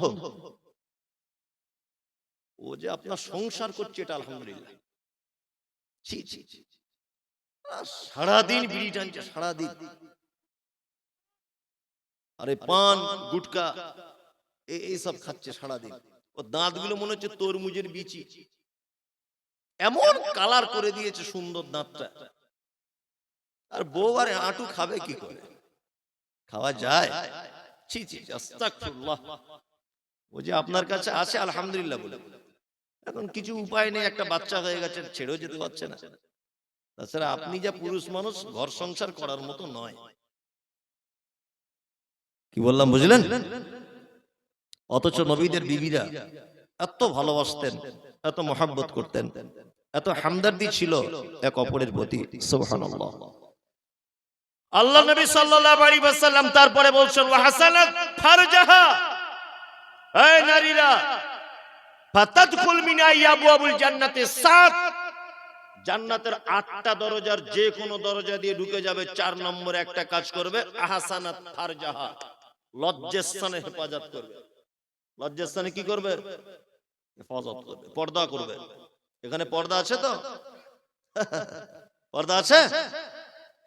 কোথাও পর্দা নেই, কোথাও পর্দা নেই। আল্লাহ আল্লাহ, তুমি মহিলাদেরকে বাঁচাও, বাঁচাও। একজন মহিলা যদি বুঝতে পারতো যে একটা পুরুষ কোন নজরে তাকে দেখে,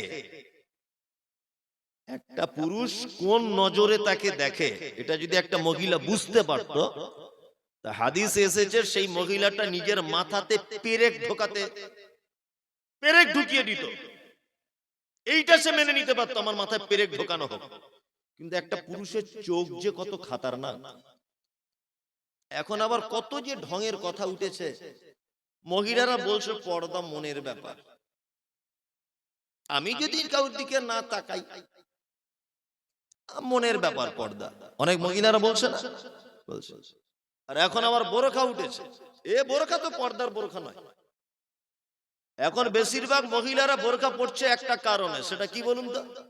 ও বোরখা পরে অন্যায় কাজ করছে যাতে কেউ বুঝতে না পারে ও মুখের বেটি। এখন এই জন্য বোরখা পড়ছে যে ও ভুল করছে। বোরখা পরে ওর বয়ফ্রেন্ডের সঙ্গে যাচ্ছে পার্কে ঘুরতে, যাতে পাড়ার লোক বুঝতে না পারে এটা শামসুলের বেটি। এই জন্য বোরখা পরে, পর্দা নয়। এমন বোরখা উঠেছে, ওর পাছার কাছে গোলাপ ফুলের ছবি আঁকা, যে এ কি বোরখা! আস্তাগফিরুল্লাহ। এমন বোরখা পড়েছে, চারিদিকে কি সব চিক চিক চিক চিক করে, পুঁথি পুঁথি লাগানো। এ বোরখা কি বোরখা? মানে এমনি মেয়ের দিকে না দেখলেও তোমার দিকে দেখবে। আল্লাহু আকবার। পর্দাটা কত ইম্পর্টেন্ট, আপনাকে একটা ছোট্ট করে হাদিস শোনাই। হাদিসটা বলার আগে আমি একটা জিনিস বোঝাই আপনাকে, ইসলামে পর্দা কত গুরুত্ব। আমার স্ত্রীর বাচ্চা কাচ্চা হয় না, আমার স্ত্রী, তা আমার স্ত্রী আমাকে বলছে যে আপনি তো 5 জায়গায় জলসা করেন, তা একটা বাচ্চা কিনতে পাওয়া যায় না। তা আমি বললাম যে দেখো, তোমার তো এখন অল্প বয়স, তুমি এত অসহ্য হচ্ছ কেন? আল্লাহ চাইলে বাচ্চা দিলে অসুবিধা কি আছে? বলছে না, আপনি আমার জন্য একটা বাচ্চা কিনে আনুন। আমি হসপিটাল থেকে একটা বাচ্চা কিনে নিয়ে গেছি, একদিনের বাচ্চা, বাচ্চাটা ছেলে। আমার স্ত্রী আজকে 10 বছর বিয়ে হয়েছে, মা হতে পারেনি। আর কোন মেয়ে মা হতে না পারলে তো তার বুকে দুধ আসবে না। মেয়েদের বুকে দুধ আসবে কখন? বাচ্চার খাদ্যর প্রয়োজন হলে। তা ওর বুকের দুধ নাই।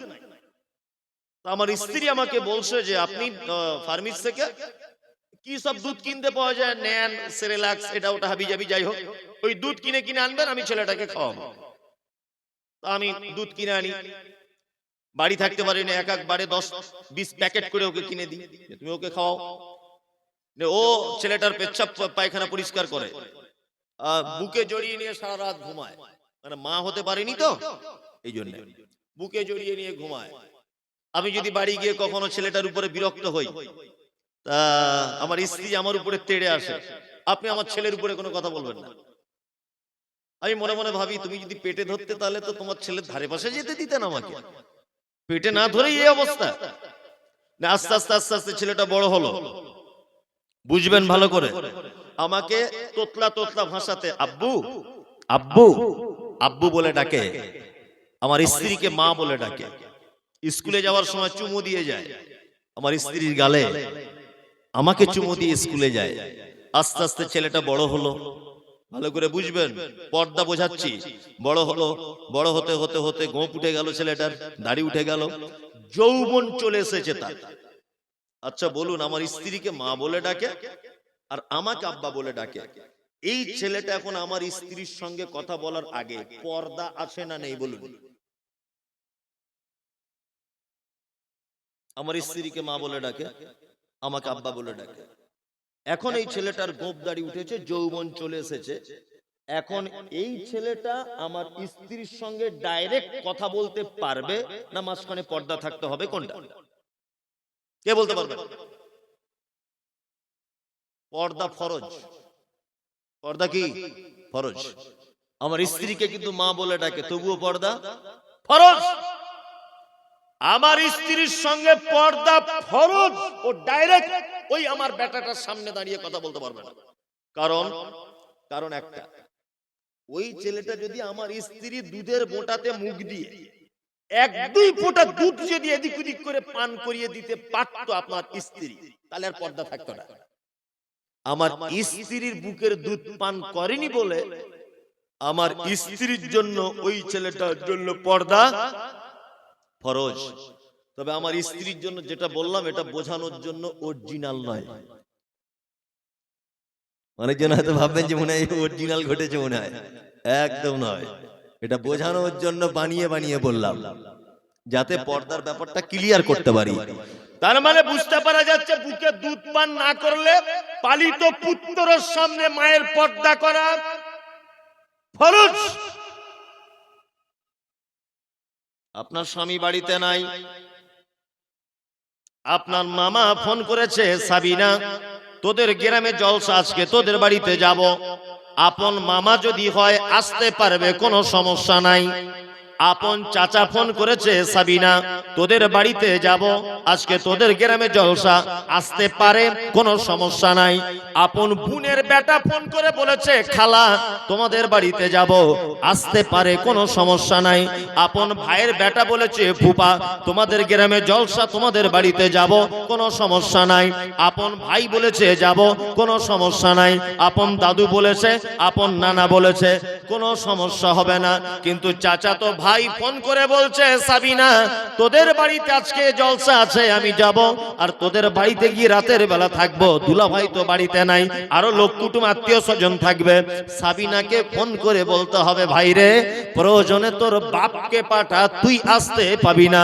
তোমার মামা তো ভাই যদি ফোন করে, সাবিনা তোদের বাড়িতে জলসা শুনতে যাব, আপনাকে বলে দিতে হবে, ভাই রে তোর সঙ্গে কথা বলা আমার হারাম, কিয়ামতের আগের দিন পর্যন্ত আমি তোর সামনে দাঁড়িয়ে কথা বলতে পারবো না।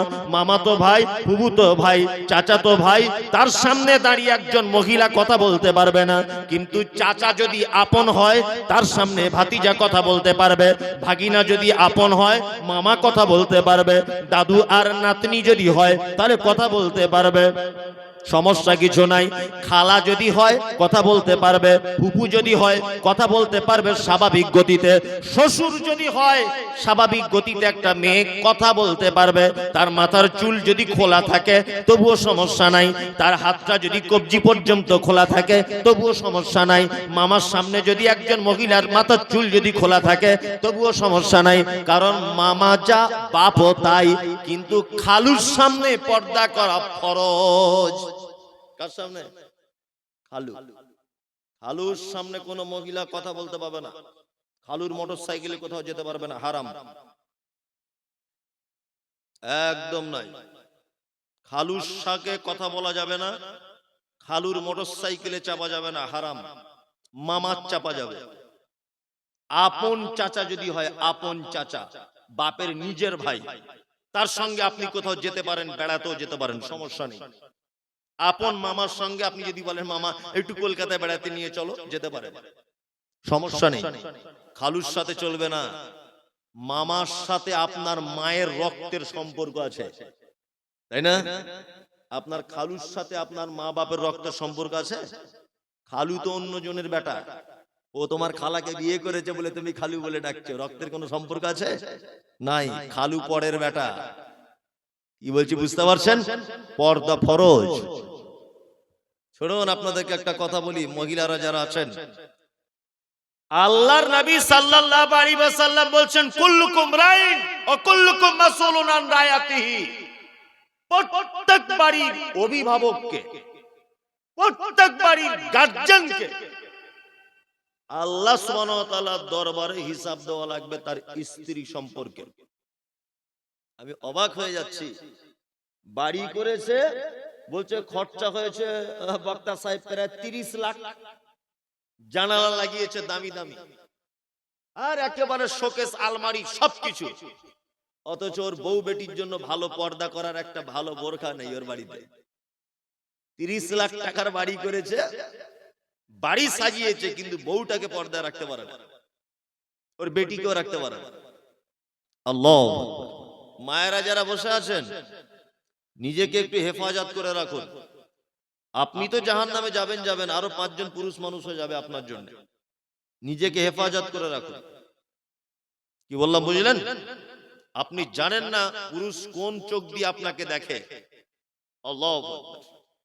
নিজেকে হেফাজত করুন মায়েরা, নিজেদেরকে হেফাজত করুন। আর আমি এই মুহূর্তে একটা কথা ভেবেছি, আমার নিজের আত্মসমীক্ষার কথা বলছি। এই মুহূর্তে একটা মেয়েকে হেফাজত করতে গেলে মাদ্রাসা ছাড়া কোনো উপায় নেই, কোনো উপায় নেই। স্কুলে পাঠাবেন, আপনার মেয়ে ভালো, আলহামদুলিল্লাহ আপনার মেয়ে ভালো, কিন্তু আর 5টা ছেলে তো ভালো না, ভালো ভালো না। আমি তো মনে করি এই মুহূর্তে নারীদের বাঁচার একটাই রাস্তা, মহিলা মাদ্রাসায় পড়তে হবে। আমি মাদ্রাসার জলসা এসেছি বলে কথা বলছি তা না, যে আমাকে কেউ শিখিয়ে দিয়েছে, আল্লাহর কসম বলছি না, আল্লাহর কসম বলছি না। সমাজের বর্তমানে এই অবস্থা কেন জানেন? কেন জানেন? সমাজে ভালো মায়ের অভাব আছে, ভালো মায়ের অভাব সমাজে, ভালো মা নেই। খুঁজে দেখান, আপনি দেখান। আল্লাহু আকবার। আমি কিছুদিন আগে একটা পত্রিকা পড়ছিলাম, আল বালাগ, আরে উনি জানবেন, আল বালাগ জামিয়া সালফিয়া থেকে একটা পত্রিকা আছে, আল বালাগ উর্দু পত্রিকা। ওখানে লেখা হচ্ছে যে ফ্রান্সের একটি ছেলে, ফ্রান্স, 4 বছর বয়স, কোরআনের হাফেজ। কত বছর? 4 বছরে কোরআনের হাফেজ। এটা বিশ্বাস হয় আপনাদের? বিশ্বাস হয় না তো? হয় না। আমি পত্রিকাটা পড়ে দেখলাম যে 4 বছরের ছেলে কোরআনের হাফেজ হলো কি করে। ইতিহাস পড়ে দেখছি যে ছেলেটার আব্বা হচ্ছে কোরআনের হাফেজ, তার মা কোরআনের হাফেজা। আমরা যখন বাড়িতে বাচ্চাদেরকে দুধ পান করাই, মায়েরা কি করে? এক হাতে মোবাইল দেখছে আর এক হাতে বাচ্চাকে দুধ পান করাচ্ছে, এক হাতে টিভির রিমোট আর এক হাতে দুধ পান করাচ্ছে। তা ওই বাচ্চা কোনোদিন আব্দুল কাদের জেলানি হবে? পাক্কা শয়তান হবে, ও শয়তান হবে। আর ওই যে ফ্রান্সের ছেলেটা দুধ পান করাচ্ছে, দুধ, তার মা দুধ পান করাচ্ছে আর মা কোরআন তেলাওয়াত করছে, কোলে দুধ লাগিয়ে দিয়েছে বাচ্চার মুখে, আর মা বসে বসে কোরআন তেলাওয়াত করছে। ইন্না আতাইনাকাল কাউসার ফাসাল্লি লিরাব্বিকা ওয়ানহার ইন্না শানিয়াকা হুয়াল আবতার। কোরআন তেলাওয়াত করছে। ঠিক যখন 1.5 বছর বয়স, হাঁটতে শিখেছে বাচ্চাটা, হাঁটতে শিখেছে। আমাদের বাচ্চারা কি ওই 1 পা 2 পা তোলে আর গান বলে, ও টুনির মা, ও টুনির মা, এরকম করে নানান গান উঠেছে। 1 2 পা করে তোলে আর ওর মা গান শিখিয়েছে, ও টুনির মা, ও টুনির মা। বাচ্চাটা বলছে ও টুনির মা, ও টুনির মা। বলে ড্যান্স করছে। আর ওর মা কোরআন তেলাওয়াত করতো। ওর মা এক পা দু পা করে বাচ্চাটা হাঁটছে আর কোরআন তেলাওয়াত করছে, ইন্না আতাইনা কাল কাউসার, তোতলা তোতলা করে। 4 বছর পরিপূর্ণ হলো, কোরআনের হাফেজ হয়ে গেল আল্লাহর পক্ষ থেকে। সারা পৃথিবীর একটা রেকর্ড, 4 বছরের ছেলে কোরআনের হাফেজ। আচ্ছা বলুন তো এর পিছনে অবদান কার? মায়ের। ইমাম বুখারী নাম শুনেছেন? ইমাম বুখারী, ইমাম বুখারী জন্মের পরে কোন একটা রোগে অসুখে পড়ে চোখ দুটোকে হারিয়ে ফেলেছিলেন, চোখ অন্ধ হয়ে গিয়েছিল। ওনার নাম মুহাম্মদ ইবনে ইসমাইল। বোখারা শহরে বসবাস করতেন বলে ওনার লাকাব দেওয়া হয়েছে উপাধি বুখারী। তা ইমাম বুখারীর মা এত আল্লাহ ওয়ালি ছিলেন, আল্লাহকে দোয়া করছেন, আল্লাহ আমার ছেলের চোখ দুটো তুমি ফিরিয়ে দাও, আল্লাহ আমার ছেলের চোখ দুটো ফিরিয়ে দাও। ইমাম বুখারীর মা দোয়া করছেন আর কাঁদছেন। একদিন তিনি চোখ বন্ধ করে দোয়া করতে করতে দেখছেন যে নবী ইব্রাহিম কাঁধে হাত দিয়ে যেন বলছে, মা মা তোমার ছেলের চোখ আল্লাহ ফেরত দিয়ে দিয়েছে। ইমাম বুখারীর মা চোখ খুলে দেখছে ইমাম বুখারী দৌড়াদৌড়ি করছে, চোখ ভালো হয়ে গেছে। কেমন মা, কেমন মা! মায়ের দুয়াতে ছেলের চোখ ফিরে পেল। আজকে আমাদের মায়ের চরিত্রগুলো দেখুন তো, দেখি দেখুন আপনার মায়ের চরিত্র দেখুন, দেখুন এই যে বুড়ো বয়সে পিতা মাতারা সন্তানদের কাছে ভাত পায় না, এর জন্য দায়ী কে? মায়েরা দায়ী। মায়েরা। একটা মা নিজের বডিকে ঠিক রাখার জন্য বাচ্চাকে দুধ পান করায় না। আপনি তদন্ত করে দেখুন আপনার গ্রামে 85% মেয়ে তার বাচ্চাকে বুকের দুধ দেয় না, সব পাউডার দুধ কিনে কিনে খাওয়াচ্ছে। মা নিজের ফিগার ঠিক রাখছে, মানে কালকে মনে হয় সিনেমার আর্টিস্ট হবে। নিজের কি ফিগার ওটা ঠিক রাখার জন্য বাচ্চাকে দুধ পান করায় না। আরে একটা বাচ্চা তার সন্তান মায়ের প্রতি ভালোবাসা হবে, বুকের দুধ পান করবে তবে তো ভালোবাসা হবে। বুকের দুধই দেয় না। 2, 5 বছরের আগে কোনো বাচ্চাকে স্কুলে ভর্তি করবেন না, এটা আমার পরামর্শ থাকলো। মিনিমাম 5 বছর পর্যন্ত একটা সন্তানকে তার মায়ের কাছে থাকতে দিতে হবে। কোন স্কুলে যাওয়ার দরকার নেই। 5 বছর পর্যন্ত সে তার মায়ের আঁচলের তলাতে ঘুরবে, মায়ের বুকে জড়িয়ে থাকবে। 5 বছর পার হবে তারপর স্কুল। সন্তানরা মায়ের বুকে দুধ পাচ্ছে না, ভালোবাসা কমে যাচ্ছে মায়েদের প্রতি, এবং মায়েরা সন্তানদেরকে পর্যাপ্ত পরিমাণে সময় দিচ্ছে না। এই জন্য মায়েদের প্রতি শ্রদ্ধা এবং ভালোবাসা বাচ্চাদের কমে যাচ্ছে। আমাদের মায়েরা তো 24 ঘন্টা মোবাইল নিয়ে ব্যস্ত। আমার স্ত্রী বলুন, আপনার স্ত্রী বলুন, আমার বেটি বলুন, আপনার বেটি বলুন, 24 ঘন্টা মোবাইল নিয়ে ব্যস্ত। আগেকার মায়েরা কি করতো? কাজবাজ কিছু নেই, রোদ্দুরে শীতকালে বাচ্চাকে বসিয়ে সরিষার তেল ভালো করে গায়ে মাখাতো, কাজল দিত, মাথা আঁচড়ে দিত, কোলে করে বসে আদর করত। এখন এসব দেখতে পাচ্ছেন? বলুন দেখতে পাচ্ছেন? এখন সব হালকা করে গোসল করে আসছে, বলছে লোশন মেখে নে। কি লোশন আবিষ্কার হয়েছে? ওই লোশন একটু গায়ে দিয়ে বলছে ছাদে গিয়ে বস তুই যা, আমি এখন টিকটকটা দেখি আগে। এই মা কোনোদিন সন্তানের কাছে ভালোবাসা পাবে? মায়েরা যারা আছেন সন্তানদেরকে টাইম দেন, সব সময় বাচ্চার পিছনে লেগে থাকবেন। 1 মিনিট টাইম এদিক ওদিক নষ্ট করবেন না। আপনার বাড়িতে বাচ্চা আছে, সবসময় বুকে জড়িয়ে রাখবেন, মানে আপনি তাকে এতটাই ভালোবাসবেন যে আপনাকে 1 মিনিট যেন না ছেড়ে থাকতে পারে। 3 বছর বয়স ওকে ইংলিশ মিডিয়ামে ভর্তি করেছে, ও ইংলিশের কি বুঝে? ঘোড়ার ডিম কি বুঝে? শুনুন, সমাজে ভালো মা যদি আপনি পেতে চান, ভালো মা, তাহলে ভালো মা তৈরি হবার ফ্যাক্টরি গুলো জিন্দা রাখতে হবে কি হবে না? আপনারা বলুন, হবে কি হবে না বলুন? হবে। মা তৈরি হবার ফ্যাক্টরি কোথায়? এই যে আমার নিজস্ব মহিলা মাদ্রাসা আছে, ছেলেদের মাদ্রাসা আছে। ভালো জামাই খুঁজছেন, ভালো জামাই পাচ্ছেন না তো আপনার একটা ছেলেকে মেয়েকে হাফেজা করুন, একটা মেয়েকে আলেমা করুন, কত লোকের বেটা লাইন দিবে আপনার বেটির পিছনে বিয়ে করার লেগে। জান জান আপনি আপনার মেয়েকে আলেমা করুন, হাফেজা করুন। মা যেমন হবে ভাববেন তার বেটা তার বেটি তেমন হবে। সমাজের সব থেকে বড় প্রয়োজন কি? ভালো মা। মুহাম্মদ সাল্লাল্লাহু আলাইহি ওয়াসাল্লামের একটা হাদিস শুনুন। আল্লাহ নবী সাল্লাল্লাহু আলাইহি ওয়াসাল্লাম বলেন, তুনকাউল মারআতু লিআরবাইন। তোমরা একটা নারীকে যখন বিয়ে করবে চারটে গুণ দেখে বিয়ে করবে। কটা গুণ? চারটে গুণ দেখে একটা মেয়ে বিয়ে করতে হবে। যে কোনো মেয়েকে বিয়ে করা চলবে না। এক, বলে জামালিহা, মেয়েটা কতটা সুন্দরী এটা দেখতে হবে। সুন্দরীটা আপনার চোখ অনুযায়ী, আপনার চোখে যাকে ভালো লাগে সে সুন্দরী। সুন্দরী মানে বুঝবেন না চামড়া পরিষ্কার হতে হবে, আর মুখটা খুব গোল মতো হতে হবে, দেখতে ভালো হতে হবে, আর নাকটা মাসির মতো হতে হবে, এই সুন্দরী নয়। আপনার চোখে যেটা সুন্দরী ওই সুন্দরীটা। দুই, বলে মালিহা, তার সম্পদ আছে কিনা দেখতে হবে মেয়ের বাপের, মেয়ের নিজস্ব। তবে এটা 1500 বছর আগে ছিল, এখন আর নয়। ইসলামের জন্য তখন সম্পদের প্রয়োজন ছিল। তিন, বলে হাসাবিহা, তার বংশ ভালো আছে কিনা দেখবে। কি দেখবে? বংশ। চার, বলি দিনেহা, মেয়ের পরেশগারিতা দেখবে সে আল্লাহ ওয়ালি মেয়ে কিনা। মুহাম্মদ সাল্লাল্লাহু আলাইহি ওয়াসাল্লাম তারপরে বলছেন ফাজফার বিজাতিদ দ্বীন।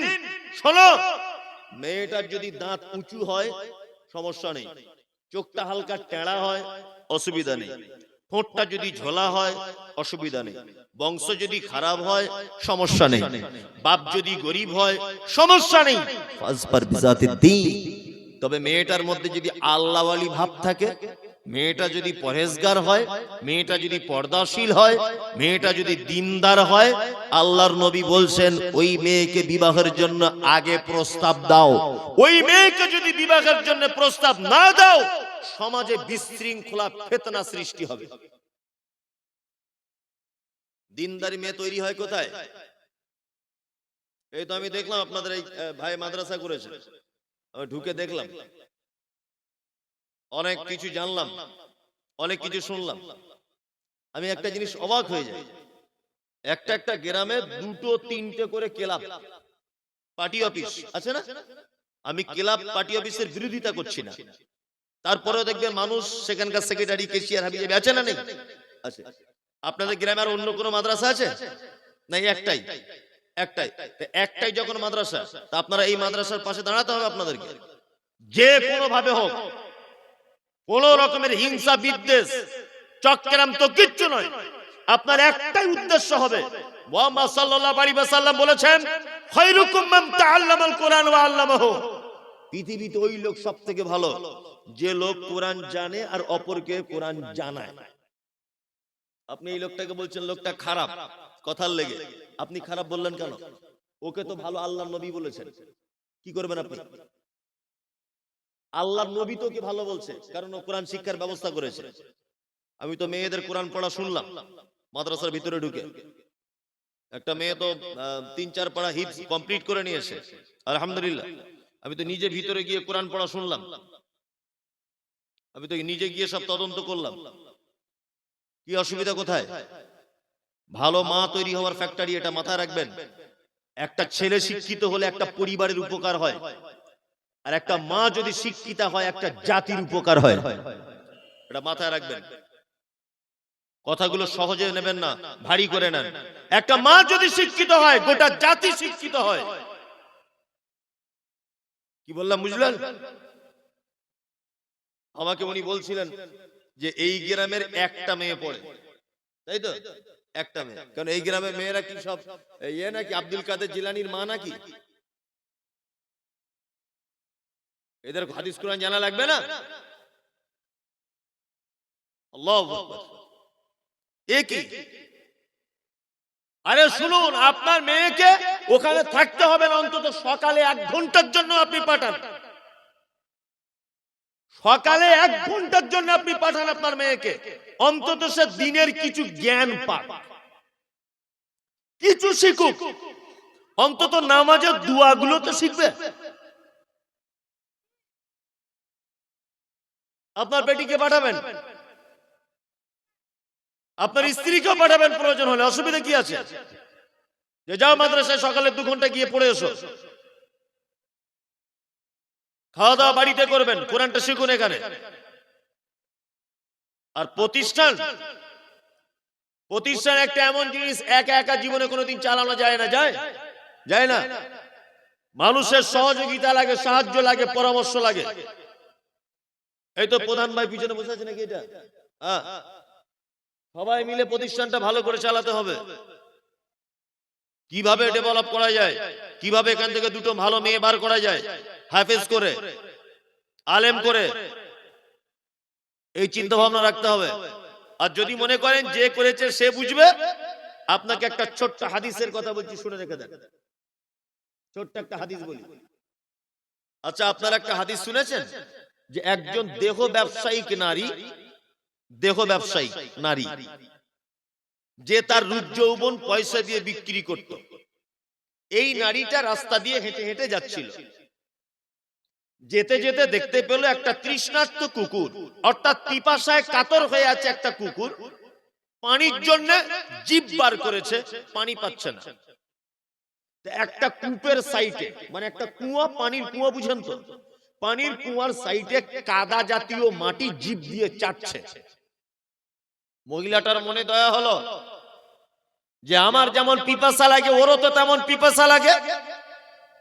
মহিলাটা তখন নিজের ওড়না, নিজের চাদর দিয়ে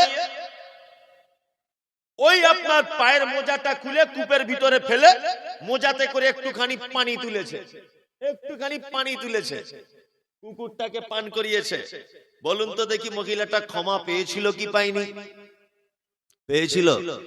পৃথিবীর এক নিকৃষ্ট প্রাণী কুকুর, কুকুরকে পর্যন্ত যদি কেউ পানি পান করায়, তার থাকার জায়গা কোথায়? জান্নাত। আর মানুষ হচ্ছে সৃষ্টির সর্বশ্রেষ্ঠ। শুধু মানুষ শ্রেষ্ঠ এ কথা নয়, আবার এই মানুষের ভিতরে শ্রেষ্ঠ মুহাম্মদ সাল্লাল্লাহু আলাইহি ওয়াসাল্লাম বলেন, খায়রুকুম মান তাআল্লামাল কোরআন ওয়া আল্লামাহু। পৃথিবীতে যত মানুষ আছে, মুকেশ আম্বানি বলুন, আপনার টাটা বলুন, আপনার রিলায়েন্স কোম্পানি বলুন, সারা পৃথিবীতে যত ধনী লোক আছে, আল্লাহ নবী সাল্লাল্লাহু আলাইহি ওয়াসাল্লাম বলেন সবথেকে দামি লোক যে কোরআন জানে, অপরকে জানায়। কুকুরকে পানি পান করিয়ে যদি জান্নাত পাওয়া যায়, তা মাদ্রাসায় যারা পড়ছে এরা কুকুরের থেকে খারাপ না ভালো? ভালো, ভালো তো। তাহলে এদের জন্য এই ভাই বক্তা সাহেব, আমি নামটা জানি না, যাই হোক, মাওলানা আব্দুল আলিম চাঁদা চাইছিল যে কিছু দেন। আরে খেপা, কুকুরকে পানি পান করালে জান্নাত। আর মাদ্রাসায় যারা কোরআন পড়ছে এদের জন্য যদি আমি 1000 টাকা 2000 টাকা যদি দিই, তাহলে আপনার কি এমন অসুবিধা হয়ে যাবে? কি ক্ষতি হবে বলুন? মারাত্মক কি ক্ষতি হবে? আল্লাহু আকবার। আসলে ঘটনা ওটা নয়। সব থেকে বড় কথা, আপনি কত তলা বাড়ি করেছেন আর কত দামি গাড়ি কিনেছেন, এটা বড় বিষয় নয়। সব থেকে বড় বিষয় হচ্ছে যে আপনার টাকা ইসলামের জন্য কতটা ব্যয় হয়েছে, এটা সব থেকে বড় কথা। আপনি দিয়ে দিলেন, আপনি পার পেয়ে গেলেন, বরং টাকা যে নিল এ বিপদে পড়ে গেল। এরকম জিম্মেদারি আছে টাকা। 1 টাকা যদি এদিক ওদিক হয়ে যায়, কিয়ামতের দিনে চিরাই কলে ফেলা হবে। কি হচ্ছে বুঝতে পারছেন না? আপনি দিয়ে দিলেন, আপনি বেঁচে গেলেন। মায়েরা যারা বসে আছেন, আপনারা তো মমতা ব্যানার্জির পক্ষ থেকে লক্ষ্মীর ভান্ডার পাচ্ছেন না? ওরে বাবা, খালাদের এখন বাজার কি, ওরা এখন স্বামীকে পর্যন্ত পরোয়া করে না। এখন লক্ষ্মীর ভান্ডার পাচ্ছে ওরা প্রত্যেক মাসে কত, 500 করে, 1000। আপনারা আপনাদের জাতির মাদ্রাসা, ছেলেদের মাদ্রাসা না তো আপনাদের মাদ্রাসা, আপনারা যদি 1 মাসের লক্ষ্মীর ভান্ডারটা মাদ্রাসায় দেন, এই তো আলহামদুলিল্লাহ অনেক।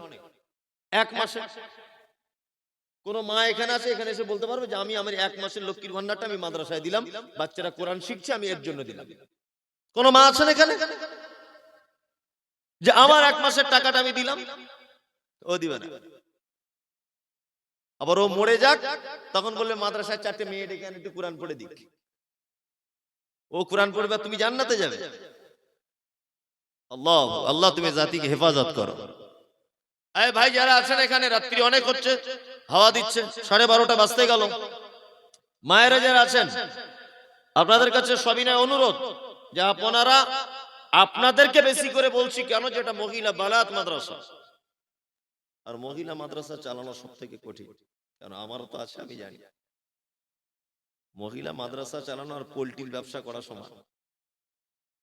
ছেলেদের মাদ্রাসা হলে তবুও এক গাড়ি কাঠ এসেছে বাবা, মাথায় করে বহে সবাই ঘরে ঢোকা।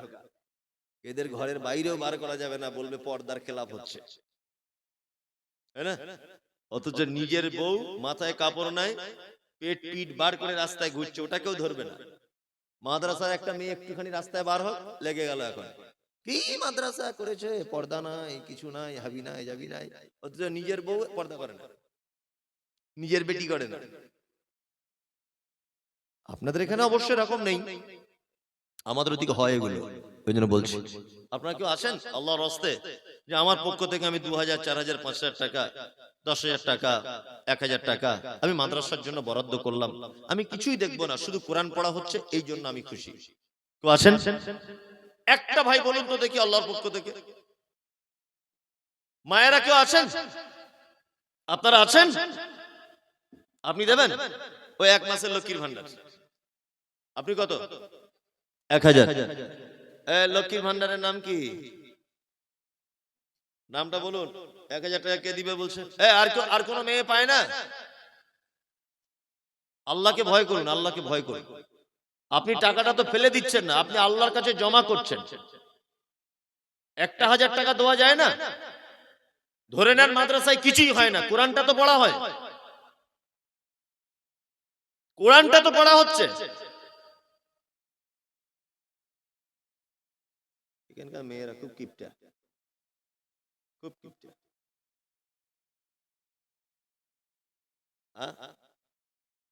জামাইকে দিয়ে দিবেন? আচ্ছা, আপনারা কেউ দেবেন যে আমি 1000, 2000 টাকা দেব, আল্লাহর রাস্তায় দিব? আসেন কেউ? থাকলে দেন, দেন, দেন। আরে ভাই, একটা প্রতিষ্ঠান চালানো খুব কঠিন। এত বড় একটা জলসা দিয়েছে, এটা কম টাকা খরচা আছে? একটা প্রতিষ্ঠান চালাচ্ছে, 60-70 জন মেয়ে সেখানে পড়ছে, শিক্ষিকা রয়েছে, একটা তো বাজেট আছেই। আপনারা যদি একটু একটু সহযোগিতা না করেন, তাহলে এই প্রতিষ্ঠানটা টিকিয়ে রাখা সম্ভব নয়। যদি মনে করেছেন যে করেছে সে বুঝবে, আমরা আমাদের মতো চলবো, আমি বলবো আপনি এই মানসিকতা থেকে বার হয়ে আসুন। যখনই কোনো জায়গায় কোনো দান সাদকা করার ইচ্ছা হবে, আজকে না দেন, এই মাদ্রাসাকেই দেবেন। কারণ হচ্ছে এই দান করার ব্যাপারে সব থেকে বেশি হকদার নিকট আত্মীয় যারা।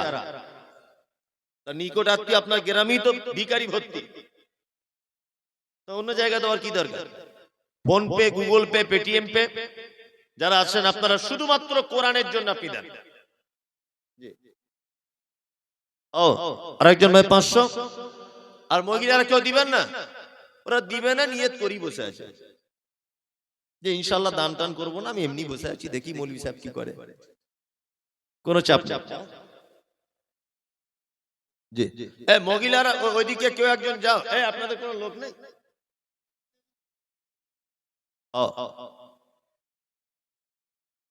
মহিলারা দেন। তুমি টাকা তুলছ, তোমার পকেট চেক হবে কিন্তু। হ্যাঁ, পকেট চেক করব। আর একজন 500 টাকা। আল্লাহুম্মা সাল্লি আলাইহি আল্লাহুম্মা বারিক আলাইহি। মায়ের আপনারা দেন, দেন, দেন, দেন।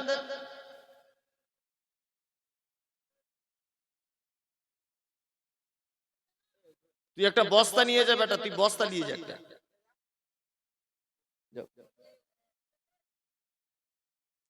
মেয়েরাই ভালো, অনেক পয়সা দিচ্ছে, ছেলেরা আপনারা দিচ্ছেন না কেন? দেন, আল্লাহর রাস্তে দেন।